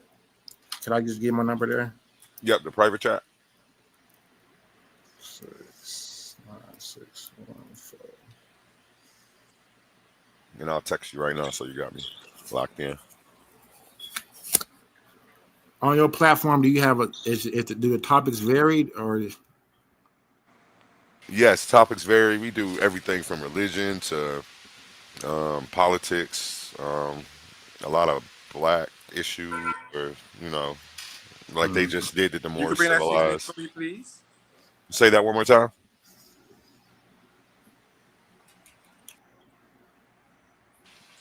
Was I muted or did you guys hear me? I think Joey said something. Oh, okay. What'd you say, Joey? Jose? I don't know.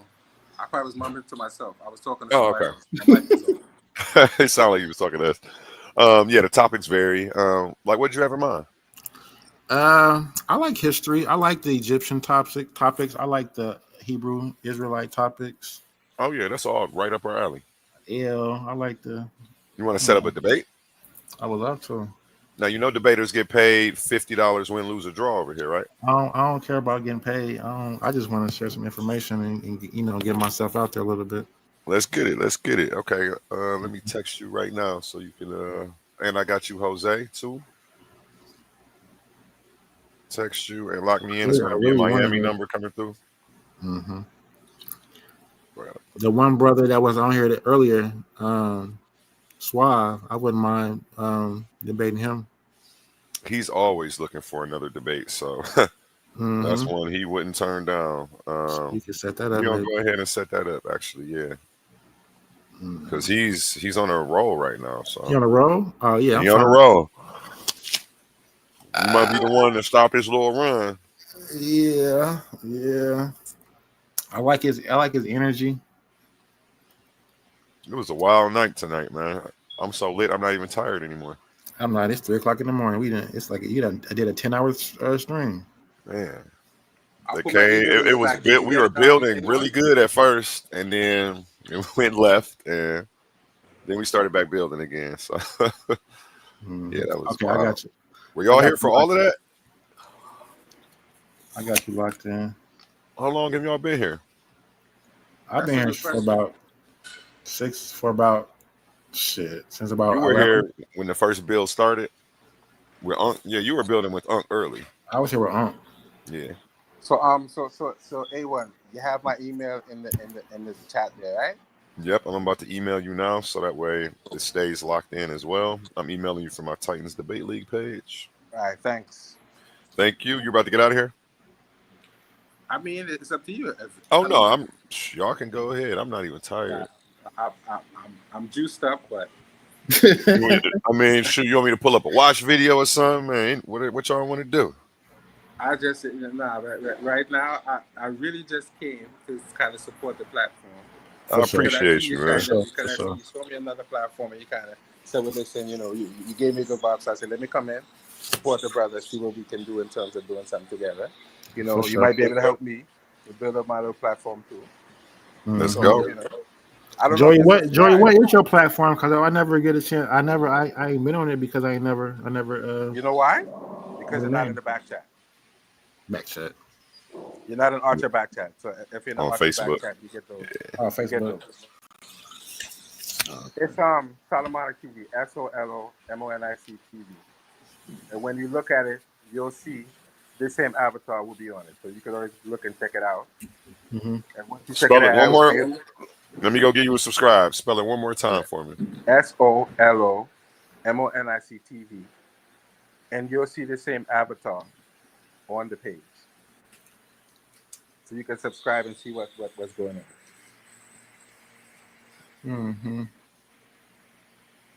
My bad. Spell it one more time. SOLOMIN. No, SOLOMONIC. MONIC. Yeah, TV. NICTE. And you'll see the same avatar up on it. How do you pronounce that?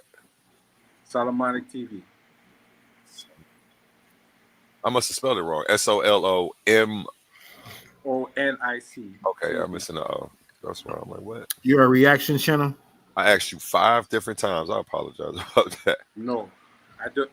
Generally, I don't like to do reaction videos because when you do reaction videos, you attract a set of weirdos.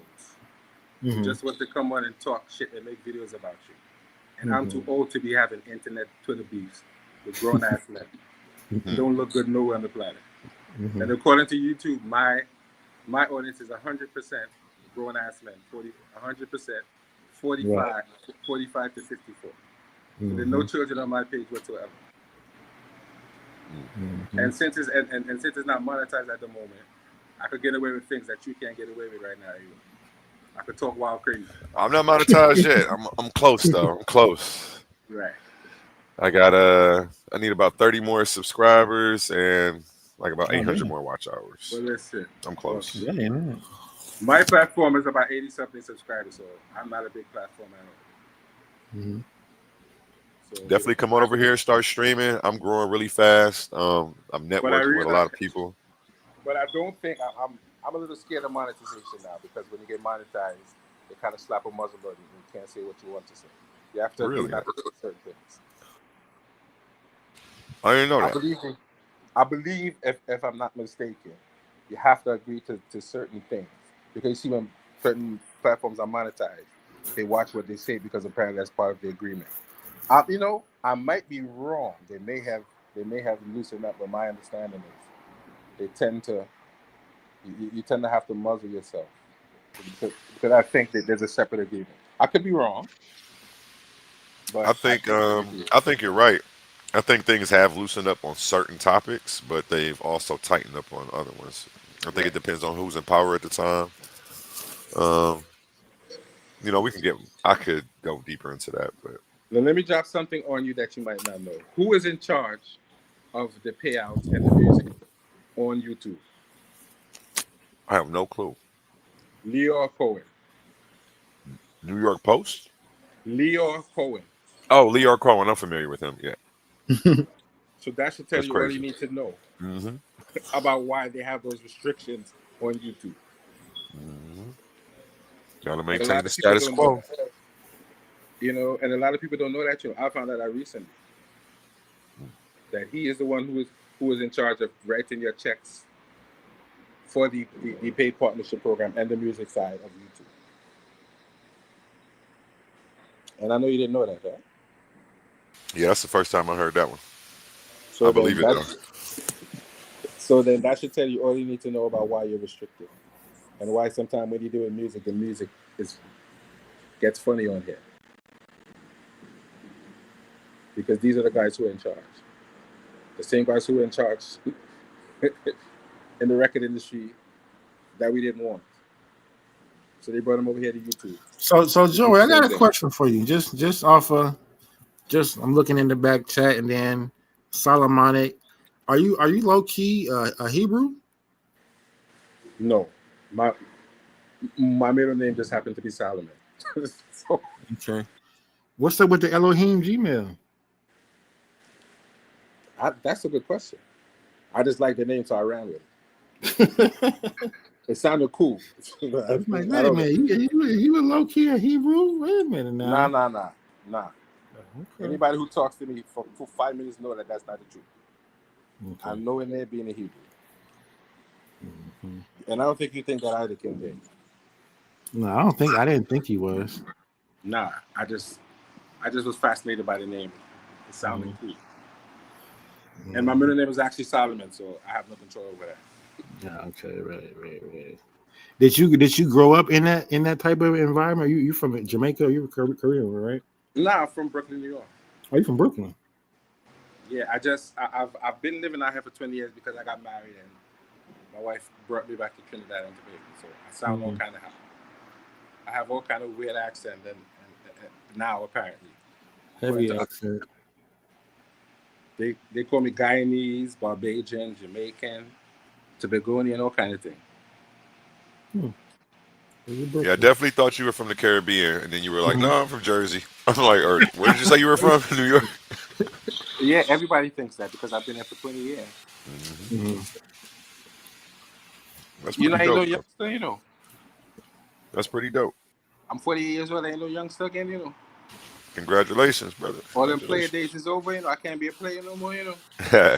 I've been married 21 years. My anniversary was Thursday past. So I'm an old married man now, you know. My wife You're and not all an even old told man. me. You said 40? 48. 40 isn't old. My wife and all even told me the other day, she said, listen, don't go on YouTube and embarrass me. So I got the lecture. Because she's not interested in what I do, but she just like, listen, just don't embarrass me. So I got all them warnings. Try to behave myself. But A1, I mean, I like your platform, I like the vibes. But you see, one of the things that keeps me off some of these debate platforms is they talk too crazy and they talk too wild for me. Mm-hmm. They like to fear because you're debating, you can make personal attacks, and I'm supposed to be normal with somebody talking about your mother. Yeah, no, I don't like that stuff either. You know what I mean? Yeah, they're gonna attack you personally, and then come back the next day act like they didn't just insult your whole intelligence.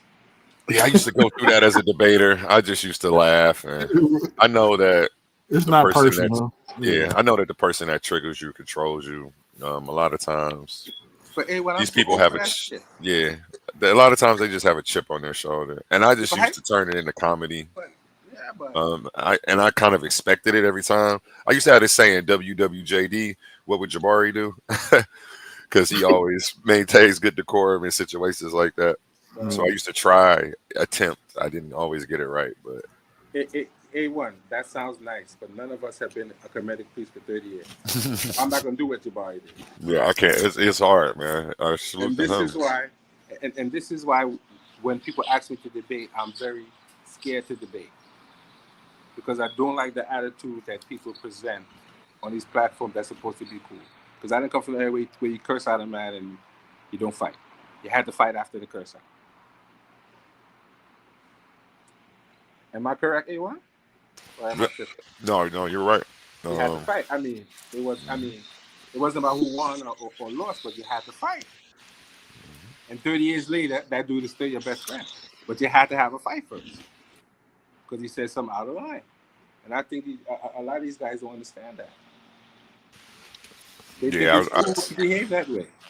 yeah, I'm big on the decorum. I'm trying You to did be. try A1. I'm trying to let grown men be grown men too. Like I don't feel like I should have to baby them. I want them to hold themselves accountable. I try to let them catch themselves, but I'm about to tighten. I don't know, tighten up. Yeah, no pun intended. Yeah, pun intended. I guess. Here's the Yeah. reality check of that A1. Unfortunately, you have to put the rah-rah on to get views because the algorithm likes the rah-rah. Okay. I see. I message Wavy like, hey, I respect what you said the other day. Make sure you grab some of this content. Well, I got in trouble the other day, yes? Oh, when we were talking? Yeah, because stripping me going on the man platform and get cussed out. So that's why I did that. Oh, well, whose platforms you go on? JJ's? Yes. Mama. Oh, yeah, he cussed me out too this weekend. I went over there and tried to talk to him too and be like, why are you doing all of this stuff? Like, can we just stop? I hate seeing y'all fighting. I mean, he found a reason to fall out with me and cuss me out and kick me off the platform too. I'm like, Damn. I commented in the chat, man. Y'all have a nice day, man. But A1, you probably got further than me because as soon as I got on there, he said, I see you over on the platform, rah. And so I just picked off and went on my way. I wasn't trying to, I really went on just to see if he was receptive to talking. Because I was saying, you can't really be that crazy in real life. That has to be. No, he is. No, I really said, nah, man. It have to be some trigger. Something had to be wrong. So I was trying to play Mr. Let's have a counseling session. And apparently that's just how he is for real. No, he's not gonna let you counsel him. He knows what's going on. He recognizes that when he shuts it down and crash on you. Yeah, man, but come on, A1. You can't be crashing out so all the time, man. Something is wrong when people have to fear you got to talk 8 hours about something on YouTube. That's not right. I'm an agnostic. I told him I was praying for him. A1, do you have a team of debaters on your league? A team of debaters. I have 2 debaters. I'm trying to start my own team. Only have 2 debaters though for Team Titans. There are other teams. There's the Barbarians. There's Team Naga, Creator Gang. So yeah, I was trying to make this like a team thing, or where teams could come and find a home here, as well as having their other home. And then you could challenge some of the other leagues debate and like your debaters against their debaters. You know what I'm saying? Like, well, that hasn't worked out so well thus far. Most of the platforms want to beef with me and fight with me. When I come around, they're real territorial. Right. They think I'm trying to steal their debaters and ideas or their concepts, and it's like, I've had somebody took me to another league, and then when I went over there, they tried to jump on me, and he was like, "I did not know that was going to happen." Yeah, that's going to happen. Wow. So, I'm not I made a graceful exit. I didn't crash out on them. I'm not a debater, but unfortunately, I watch enough YouTube to know. If you think that you're gonna come here and not have those problems, then it's not gonna work for you. Yeah, I see. They dude told me, hey, get your skin thick right now, because you think this is bad. Wait till next year when you're really successful at it. Mm-hmm. Yeah, you like, And, but and listen, he said if I you keep like, it up, that's you where I'm like me, going. A1. You like me, A1. It's a limited amount of shit you gonna talk to me online or not. Facts. Yeah, It's a limit. that's why I'm trying to get other hosts and stuff going, so that way sometimes I will be able to take a mental break from this stuff and it'll still Well, run itself. I'll tell you this: if you want to have a debate league, that's what you're gonna have to do. If not, best you just do regular content and leave the debating alone. Sorry to say that. I don't want to discourage you from debate because I'm not a debater. But I love the art though, so it's what actually got me into learning more, just fact checking both sides as a fan at home. Mm-hmm. I did that for several years. I waited till I felt like I had a good enough grasp on the information before I tried to do it. But like I said, I'm a preacher's son, so I grew up in the text. Yeah. Then as I got older, I started studying other stuff because I just had some logic issues with the Bible. Mm-hmm. I'm with you on that. So how does your father take that? I showed him some videos of the stuff that I'll be watching from you guys, and it changed his worldview. Really? Yep. Wow. He's a Virgo like me, so Big Virgo. one thing most Virgos I know, we really don't have cognitive dissonance. No. We like self-evaluate and do a lot of reflecting. At least the Mhm. ones I know. So As a when Vir- as a- I showed him some facts and information that he just couldn't get around. Mm. Well, guess what? Forget about everything I said because that's the ultimate cosign to your platform. If your father, who's been a preacher all your life, could Mhm. watch something that you put together and change his worldview, then that's the only vote that counts. Yeah. Not what I just said. So he went from a Christian to, I guess right now he would say he's an omnist now. So he finds truth in all religions. I think he's still holding on to JC a little bit, but I kind of shook him out of that. Now he sends me videos on spirituality and like it's crazy. It's crazy. My dad's also a judge in a tournament. He's a clinical psychologist, master's degree, background as a Christian preacher. My dad and my grandfather were preachers. Well, yeah, he's one of the judges. Really? So he's supporting you? That's what's up. Mm-hmm. Yep, he just judged the last debate. It was Suave actually versus King Naga. So yeah, he's Naga hunting right now. The one that you guys watched was Laurel or Anu Kakarot. He reigned victorious over King Naga. The topic was, does being black and being American conflict? And he won that debate. Took home the $50 and advanced to round 2 of the What tournament. chance did he stand? What position did he take in that argument? He took the negative. The negative. No, my apologies. He took the positive that it does conflict. I would say that it does, just on the simple, we're African Americans. Mm-hmm. That alone denotes that we're other than the American. Dang, nobody brought up that simple, Mhm. what you just said right there. Mhm. I may have to have him come on here and review that one in a few days too. You feel me? Yeah, I would love to. I'm a Virgo too, so like I say, like you said earlier, if it makes sense, we're gonna rock with it. It gotta make sense though. Oh, so that's the problem. That's why we have a difficulty because you're stubborn.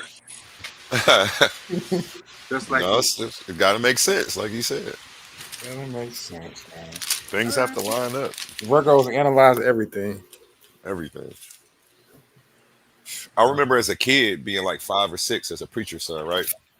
And I had enough logic at that age to understand that it didn't make sense.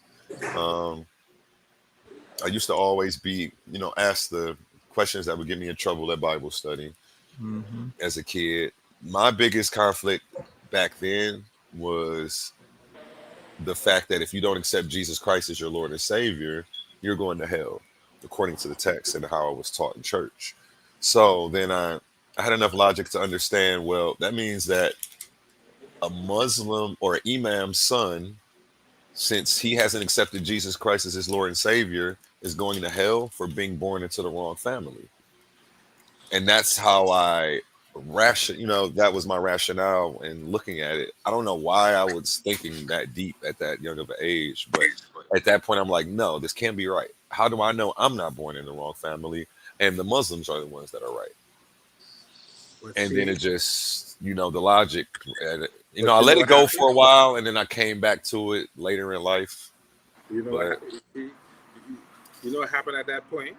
Christianity didn't kill your spirit and your childlike common sense. That is what happened. Because all children question everything. That's just how children are. They question everything and they look for the answer. And sometimes we as adults give them shitty answers because we don't know. You tell them because I said so. You think you know about Jesus and God until a 5-year-old asks you, what is God? And then all of a sudden you can't answer the question. You ever notice that? Yep, that's right. That's right. Because a kid is going to tell you the truth. They're not going to go through the cognitive dissonance and jump through the hoops to make it make sense for an adult. They're just going to give it to you plain and simple. Right. It's crazy. And for some reason, when the child asks you the question, all of a sudden we don't know how to answer the question. All of a sudden, I don't know why. They ask you the question, and the way they ask you the question, and the innocence they ask you the question would make you feel like shit. And I see, hold on, rebuke and reprove. You're commenting on the wrong page. If you want to wrench over here, come over to Titans Debate League. I got you. Or maybe he was asking Fro for a wrench on his page. Okay, my apologies. I think I get it. You know what I'm saying, A1? When a little 5-year-old asks you the question, the way they put the question, they make you feel like shit. Because you realize you don't know nothing. With that one simple question that your 5-year-old asks you say, well, where does Jesus live? And through that talk, you say, where does Jesus really live? What am I really going to tell my 5-year-old son? Because what I say makes sense to me, but he doesn't understand what I'm going to tell him. He doesn't understand that, so it makes you think differently. And it makes you feel like you don't know shit no way. Correct? Yeah, he lives in another dimension. Yeah, but how do you explain that to a child who doesn't understand what you know? Yeah, you can't explain that. It still doesn't make sense to me. No, but here's what I'm saying. It makes sense to you because you've always been taught about it, and some of us fall into that. When your son asks you from an innocent point of view, you don't know what to ask him because you have to think, how do I explain that to a child? Then it makes you think what I'm saying don't make no sense because you have to think to answer a child. I could tell you anything as a though we could go back and forth, but you have to think when you talk to a child because you can't tell them anything. You have to think before you answer a child, and when you start to think, sometimes you say, that shit don't make no sense to me either. It sounded good until my 5-year-old son asked me that, and then I said, I really don't know. I just believe something and it sounded good to me. Yeah, I remember getting in trouble for I didn't think I got in trouble as a kid for saying I don't believe in God or something. I remember I got in trouble for that. Ain't nobody gonna live in my house and not believe in God. I remember my mama saying that. I'm kind of, atheism is a kind of funny thing with me. I don't have a problem with atheism, but to me, I always say, as a person of African descent, you can't really be an atheist. You can't say you don't believe in a higher power. The culture doesn't demand. The culture demands that you have to have some sort of spiritual belief. That's my view. But it can't be an African and an atheist. Or do you think I'm wrong for saying that? No, because I don't think anywhere in history we find a people that were godless. Or that didn't believe in a God, I should say, to be more just for clarification. But then we have to understand the word atheist only means you don't believe in Greek gods. It doesn't mean you don't believe in God, huh? I can see it being used like that. Say it again? I can see it being used like that. Because it's a Greek word, and that's really what it means. It refers to people who don't believe in Greek gods. We expanded the definition to mean you don't believe in God at all, but that's not the original meaning. That's the definition of the word. If that makes sense. I believe in something. I just don't know what to believe in. I believe that there could be something. I can't prove what it is. I can't assume. But the something is you. Oh, that's definitely something. I believe in things I can see Right, but what I'm and saying is and experience. everything. So I believe in you. You're here. Right. But everything you need to know about God is within you. Everything you need to know about the devil is within you. There is nothing outside of you as a human being. And that's what we need to recognize. We could call it anything we want, but it comes from you. You have to break down how you see the world. And that's what people don't understand. They allow other people to force a religion on them that's not your worldview. Your culture never saw the world that way. Somebody told you that, and you accepted it. So that is why we get into these problems and these confusions, because we're living other people's culture, not what we were taught. In my view. Because if you go to African culture, it's very simple. You have a ruler. He is the ruler. He's the absolute authority in anything that you say. He's the moral authority. He's the political authority. And that just makes sense. You can't have a ruler who has no moral authority. Is that correct? Facts. So when you look at ancient African cultures, they have to go through a lot to be considered a moral authority. They don't just wake up and be considered a moral authority. They have rituals and rites that they have to go through, and teachings that they have to go through to become that. So that is why they consider the ultimate moral authority. Elders are considered moral authorities because they're the ones who teach you the culture. But when you go outside of African culture, that's not the case. You put your grandmother in nurse home because she get old. Africans don't do that because the elders possess the wisdom. But in modern culture, a lot of elders don't possess no wisdom. You're looking at your grandfather, and your grandfather's the worst example ever for you as a grandson sometimes. Am I correct, anyone? Yeah, it happens like that. He drink more than you. He smoked more than you. He hang out in bars more than you. He dealing with more girls than you. He's 75 with a 2-year-old child. And you confused. You don't know what to do. You understand? Grandpa living his best life, and you trying to be good. Grandpa, you know. Oh yeah, that's what we was talking about that day. We was talking about yeah. We were talking about the uncles. The uncles. Better watch out for the uncles. Remember? I'm telling you, people don't know, boy. They think them uncles just be sleeping, but they ain't sleeping, you know. Uncles just be stealing everybody's girlfriend. People don't know that. When you're 40-some years old, get yourself in trouble. Don't leave your girl around your uncle. Gotta be quicker than that. I'm telling you, they don't know, you know. But A1, you got my information. I'm actually working now, so it's almost time for me to be done. So let me go and take my black behind to sleep, eh? Yep, have a good night. I'm about to get off of here too. You too. Try to get me a couple hours in so that way I can get up and tackle the day. You guys have a great rest of the night. We're going to end with the song by Connie Cern called Family. I hope everyone had a great time. Anyone out there in TV land still watching, peace to you as well. Tune in tomorrow. We have some exciting stuff coming your way. And you guys have a beautiful night.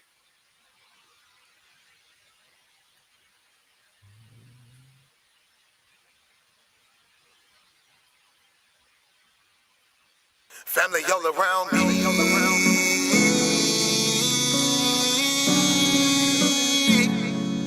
Family all around me. He my family, she my family. He my family, she my family. He my family, she my family. We are family. We might have the same last name, but that don't make you my family. I got some people with the same blood, and I know that they can't stand me. I got some people I call that ain't kin, that's gonna pull up and handle it. They take care of that business like family. We come from them trenches like family. They talking, you listen, that's family. They don't tell your business, that's family. They calling your phone, coming looking for you. They say that you missing, that's family. They don't need permission, that's family. When you hurt, they can feel it, that's family. Let them come while you're cheering, that's family. Let them come when you living, that's family. Family all around me.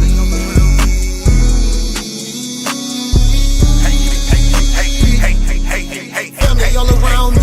He my family, she my family. He my family, she my family. He my family, she my family. We are family all around me.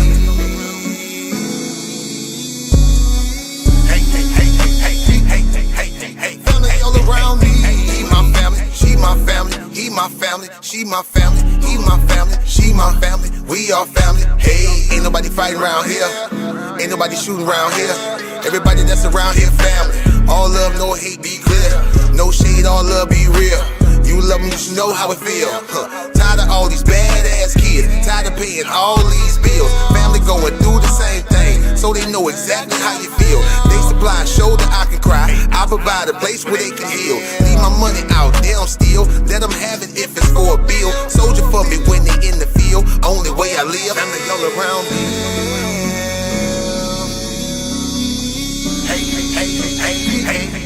Hey, family all around me. He my family, she my family. He my family, she my family. He my family, she my family. We all family all around me.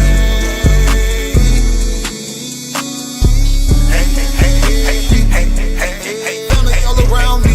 He my family, she my family. He my family, she my family. He my family, she my family. We all family. We might have the same last name, but that don't make you my family. I got some people with the same blood, and I know that they can't stand me. I got some people I call that ain't kin, that's gon' pull up and handle it. They take care of that business like family. We come from them trenches like family. Family all around me.